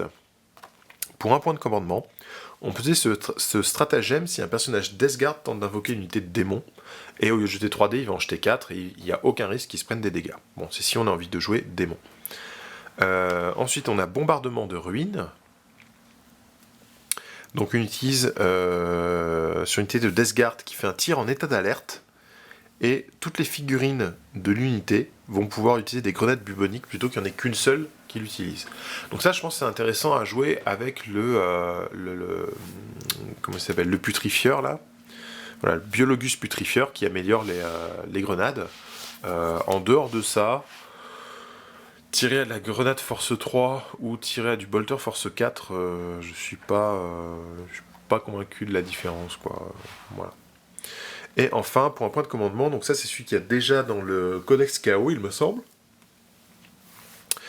Pour une unité d'infanterie Death Guard, en phase de tir, pour un point de commandement, phase de tir ou de combat, pardon, pour un point de commandement, elle va ajouter 1 au jet de blessure jusqu'à la fin de la phase. Donc ça peut être pas mal, surtout que, mine de rien, en fait, on manque d'armes à grosse force dans la Death Guard, surtout dans l'infanterie. Hein, l'arme avec la plus grosse force dans l'infanterie, ça va être le fuseur qui est force 8. Et sinon, à longue portée, ça va être le lance-peste 24 qui a force 6. Donc bon, c'est pas foufou. Donc ça permet d'avoir plus 1 pour blesser, ça peut être pas mal. Et enfin, celui qui est aussi dans le codex KO, pour un PC bien fait du KO, si un personnage Death Guard tue un personnage, un véhicule ou un monstre, on peut jeter 2d6 et gagner des effets sur le tableau. Moi, étant un poissard invétéré, c'est pas dit que je joue souvent cet effet, mais pourquoi pas. Et enfin, on a les reliques. Donc les reliques. Premier, on a porte-peste. Le porte-peste, il va remplacer une arme de corps à corps de peste. Alors c'est soit un couteau, soit une peste-lame, soit une épée énergétique. Et le porte-peste, donc c'est force utilisateur, PA-2, et D3 dommages. Arme de la peste, évidemment. Et chaque fois qu'on fait un 6+, pour blesser avec cette arme, on fait une blessure mortelle, en plus des autres effets. Bon, c'est sympa, je trouve pas ça foufou, on verra. La plate suppurante, par contre, ça c'est une arme que j'aime bien, la plate suppurante. Donc, le porteur a une caractéristique de sauvegarde de 2+. Et pour chaque fois qu'il réussit un jet de sauvegarde en phase de combat, sur 4+, c'est l'unité qui lui a infligé la blessure qui se prend une blessure mortelle. Donc ça c'est vachement bien en fait. Déjà ça améliore la protection d'un personnage. Par exemple, sur un prince démon. On a un prince démon qui passe à une sauvegarde à 2+. C'est quand même plutôt sympa. Et chaque fois qu'il va se prendre une blessure, s'il réussit sa sauvegarde à 2+, il met, sur 4+, il remet une blessure derrière. Une blessure mortelle en plus. Donc moi j'aime... perso c'est un de mes préférés celui-là.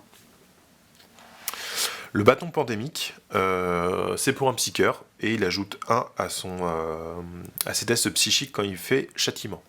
Donc c'est bien pour réussir à déclencher le châtiment à des 6 blessures mortelles plutôt que des 3, et sinon il n'y a pas trop d'intérêt, quoi. Le glas douloureux, alors là c'est si on veut faire une liste qui va jouer sur le moral, ça va être intéressant, donc avec des Blightbringer, avec des icônes de désespoir. Là ça peut être bien, puisque du coup c'est sur un Blightbringer qu'on va mettre ça. Et chaque unité à 7 pouces ou moins du porteur au début de la phase de morale va devoir jeter un dé. Sur un 6, elle subit une blessure mortelle.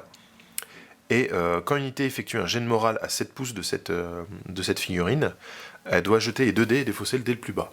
Donc voilà, si vous voulez jouer avec le moral, le glas douloureux, c'est super. Ensuite, on a le Home de Fugaris. Alors ça, j'aime bien. Le porteur du Home de Fugaris augmente de 3 pouces la portée de toutes les aptitudes d'aura de sa fiche technique. Ça, c'est super. Ça veut dire que on peut avoir des portées, les portées de dégâts ou de trucs comme ça qui sont quasiment tous à 7. Ça devient du 10 pouces. C'est quand même assez énorme. Les portées du putrifieur ou du biologis qui passe à 6 au lieu de 3. Donc c'est quand même très très bien. C'est vraiment chouette, j'aime bien cette idée. Et enfin, on a le crâne pestiféré de Glottila. C'est une grenade, portée 7. On peut user qu'une fois par bataille. Et si elle touche, on jette un dé pour chaque figurine de l'unité ennemie, en relançant les 1. Et chaque fois qu'il y a un 6, c'est une blessure mortelle. Pour un truc qui est utilisable une seule fois par partie, je trouve ça très moyen. Alors après... Non, je trouve ça juste très moyen en fait. On paye déjà... Enfin, on en a une gratuite. Donc, clairement, moi, si j'en ai une gratuite dans l'eau, je pense que je prends la plate suppurante. Pour un prince démon, je pense que c'est pas mal. Si j'en prends une deuxième, selon ce que je joue, ça va être soit le glas douloureux, soit l'homme de Fugaris. Et il faudrait que je paye 3 points de commandement pour finalement prendre un truc qui va jouer une seule fois par partie. Non, je suis vraiment pas convaincu par le crâne. Donc voilà. Donc quand même les reliques sont très sympas. Moi il y en a 2 que vraiment j'adore, c'est la plate et le home. Voilà, 2 éléments d'armure, comme par hasard. Mais ouais, j'aime beaucoup. Ensuite on a la discipline de la contagion. Donc on a 6 sorts. Voilà, il y en avait 3 dans l'index, maintenant il y en a 6. Donc il y a les miasmes de pestilence. Donc qui étaient déjà dedans. En fait les 3 premiers, c'est les sorts qu'il y avait déjà dans l'index. Donc miasme de pestilence, c'est pour... on met sur une unité à 18 pouces et l'adversaire a -1 pour tirer dessus. Ah, -1 à tous les jets de touche, donc c'est aussi au corps à corps, j'avais pas fait attention. Le don de contagion, on vise une unité et on jette un D3. Elle va avoir soit -1 en attaque, soit -1 en force, soit -1 en endurance. Donc oui, si on doit... effectivement, la stratégie, ça va être d'encaisser la charge et de riposter fort. Donc effectivement, ça peut être très intéressant pour encaisser la charge. Hein. Si on met -1 en attaque, -1 en force, c'est-à-dire que nos gars vont être plus résistants. Et le vent de peste, c'est porté 18, et on jette un dé pour chaque figurine, sur un 6, ça prend une blessure mortelle. Voilà. Donc ça, c'est les pouvoirs qu'on connaissait déjà. Maintenant, on a 3 nouveaux. Donc le premier, c'est l'âme de putréfaction. Donc c'est une charge warp de 5. Et on choisit une unité Death Guard à 18 pouces, visible du Psyker, évidemment. Et jusqu'au début de la prochaine phase psychique, on ajoute 1 à tous les jets de blessure faits par cette unité. Et chaque fois qu'un jet de blessure donne 7 ou plus, elle fait une blessure mortelle en plus de tout autre dégât. Voilà, c'est rigolo. Ensuite, il y a Vitalité Putrescente, donc c'est une valeur de charge warp de 6. On vise une unité d'infanterie Death Guard à 18 pouces, et visible évidemment. Et on ajoute 1 en force et en endurance à cette unité. Ça peut être rigolo. Là, d'un coup, on a tout ce qui est de la force 3 qui va blesser sur du 6 nos troupes de base. Voilà, les Plague Marines. Ça peut être drôle, quoi. Si on a envie de tenir un truc et qu'on se fait agresser, voilà. C'est pas mal. Et la dernière, c'est Malédiction du lépreux. Charge warp de 7.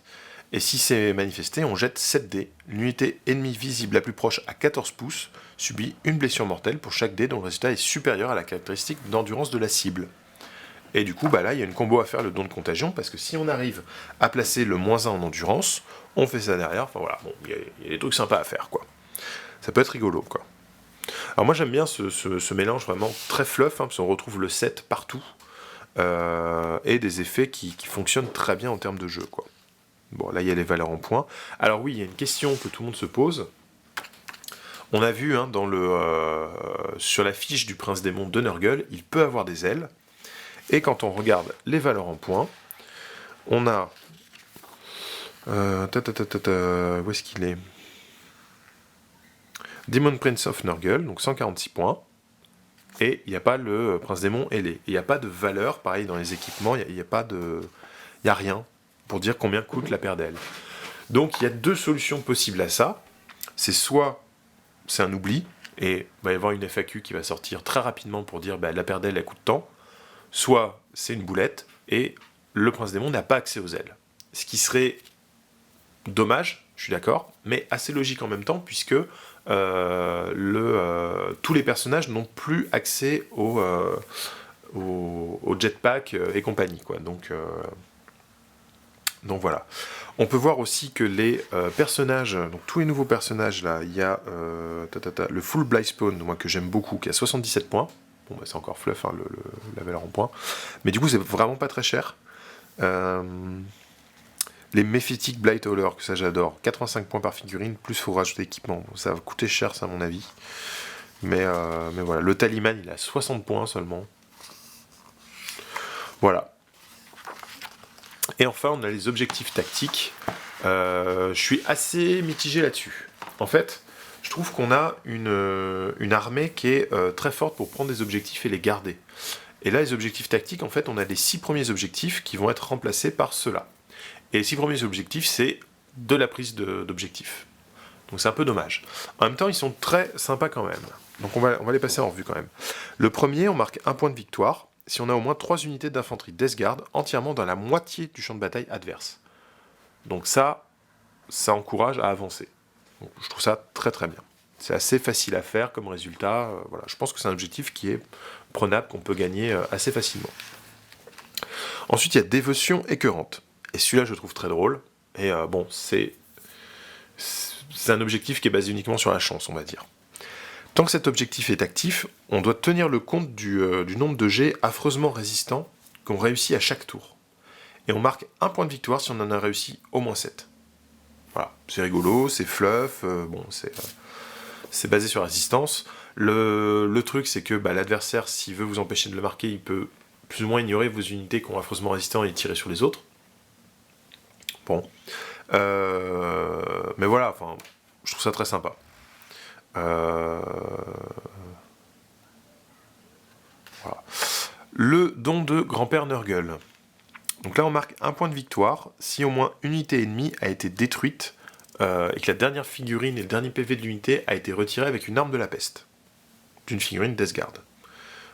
C'est rigolo. Voilà. Ça favorise le corps à corps plus que le tir. Quoi qu'il y a des armes de tir quand même qui... Mais ouais, je sais pas, c'est très situationnel, je pense. Ensuite, il y a répandez la contagion. On marque un point... Alors, celui-là, je l'aime pas trop. On va choisir un personnage Death Guard, et on va marquer un point si le personnage est encore en vie à la fin de la partie. Donc c'est bien, parce que la Death Guard c'est très résistant. En plus, si on dit adversaire, bah lui s'il survit, je vais marquer un point, l'adversaire va vouloir le détruire, donc ça peut aussi influer une stratégie.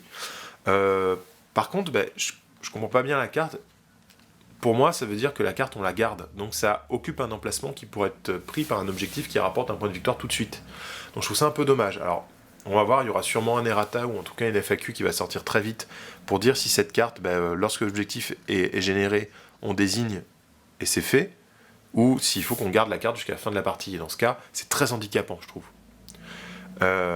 Sinon, il y a symbole du dieu des mouches. On marque des 3 points de victoire si on tient exactement 3 objectifs, ni plus ni moins. Voilà, fluff, rigolo, faisable. Moi, j'ai souvent 3 objectifs comme ça dans la partie, donc je pense que c'est entièrement faisable. Généralement, au premier tour, on a 3 objectifs chacun, donc ouais, c'est marrant. Et celui-là, j'adore. La mort engendre la vie. On tient le compte de toutes les pertes qu'on fait chez l'adversaire, à chacun de nos tours. Et on marque un point de victoire par tranche complète de 7 figurines qu'on a tuées dans le tour, avec un maximum de 7 points de victoire. Je trouve ça rigolo, quoi. Donc c'est, voilà, si on arrive à tuer 49 figurines, ça fait 7 points de victoire. C'est pas mal. C'est pas mal du tout. Voilà, je trouve ça assez fun. Voilà, c'est donc la fin de cette présentation du codex Death Guard. Moi, je dois dire que je suis très content, parce que je trouve que la direction qui est donnée à la Death Guard est vraiment intéressante, et vraiment un style de jeu qui lui correspond, qui me correspond, parce que je suis joueur Death Guard depuis très longtemps, et je trouve que c'est vraiment la façon dont ça se joue. C'est vrai que je retrouvais pas, par exemple en V4, V5, j'avais beaucoup aimé le fait qu'ils peuvent utiliser le bolter à une main, donc ils avaient quand même une arme de corps à corps, et qu'ils avaient les grenades Bumoni qui étaient des grenades de contre-charge et tout. Là, je retrouve cette sensation en fait de tir de courte portée, résister à l'impact de charge et contre-attaquer. Voilà, c'est vraiment une armée de contre-attaque, et ça j'aime beaucoup. Donc voilà, les nouvelles unités ont l'air vraiment super chouettes. Il y en a quelques-unes qui me convainquent pas totalement, mais dans l'ensemble, je suis très content. Bon, la grosse déception, c'est les véhicules et les lords et sorcereurs qui sont les mêmes que l'index et qui n'ont aucun bonus lié à la Death Guard, et je trouve ça très dommage. Du coup, là actuellement, je jouais avec l'index, et en fait, je jouais un Chaos Lord qui était moins résistant que tous mes Marines, qui avait moins d'endurance, qui avait pas affreusement résistant et tout. Et du coup, j'avais l'impression d'avoir un chef plus fragile que le reste de mon armée. Et là, ça se confirme en fait. C'est-à-dire que va y avoir plein de personnages. Alors, ce qui est bien, c'est qu'il y a plein de personnages du coup en Death Guard, surtout en élite. Mais ouais, à part jouer les nouveautés, il n'y a rien d'intéressant, quoi. C'est-à-dire, je peux même pas me faire un Seigneur Terminator un peu funky. C'est-à-dire que si je veux un Seigneur Terminator, il a qu'une arme de corps à corps. Il n'aura pas d'arme de tir. Je peux pas me faire un Seigneur Terminator petit cœur. Enfin voilà. Après, Mortarion et Typhus sont excellents. Vraiment, vraiment géniaux. Voilà. Je trouve que les deux sont hyper bien. J'ai jamais été très attiré par les personnages spéciaux. J'ai jamais eu trop envie d'en jouer. Mais là, en voyant les deux, ouais, je l'envisage. Donc j'espère que cette découverte de codex vous aura plu. N'hésitez pas à me poser des questions dans les commentaires, à me faire des remarques s'il y a des trucs qui vous ont fait tiquer. Maintenant, moi je vais réfléchir au changement de ma liste d'armées, puisque j'ai une liste d'armées 2000 points que je jouais depuis la sortie de la V8 Death Guard, donc en jouant uniquement ce qui était accessible à la Death Guard. Maintenant je vois que surtout les unités baissent coup en point, donc je vais pouvoir rajouter des trucs dans ma liste. Par exemple, la baisse des Plague Marines et de leurs équipements fait que je vais pouvoir rajouter un perso gratos, donc je pense que ça va être le Full Blight que j'aime beaucoup. Donc voilà, donc je vais regarder ma liste, je vais changer, peut-être que le Predator va sauter pour laisser place à des Mephiticallers. Vu le nombre d'élites, on va peut-être essayer de faire aussi un contingent, voilà, une formation avec les 3 élites et le QG, là, pour avoir plus de points de commandement, parce qu'il y a beaucoup de choses intéressantes dans les stratagèmes à utiliser des points de commandement, donc ouais, envie d'en avoir un peu plus. On va peut-être mettre un talisman aussi pour essayer de récupérer des points de commandement qu'on dépense, c'est quand même rigolo. Voilà. Merci de m'avoir suivi. N'oubliez pas de vous abonner, de mettre un petit pouce vers le haut si ça vous a plu, vers le bas si ça vous a pas plu, mais si ça vous a pas plu, prenez le temps de me dire pourquoi. Et voilà, on se retrouve très bientôt pour de nouvelles aventures, notamment je pense qu'il va y avoir des boîtes de Death Guard à déballer, et aussi peut-être pas la prochaine vidéo, mais ça va en parler bientôt. Voilà, il va y avoir des vidéos sur Guild Ball, puisque je suis en train de me mettre au jeu, je trouve le jeu vraiment très bien, et là je vais commencer les figurines. Allez, merci à tous et à très bientôt.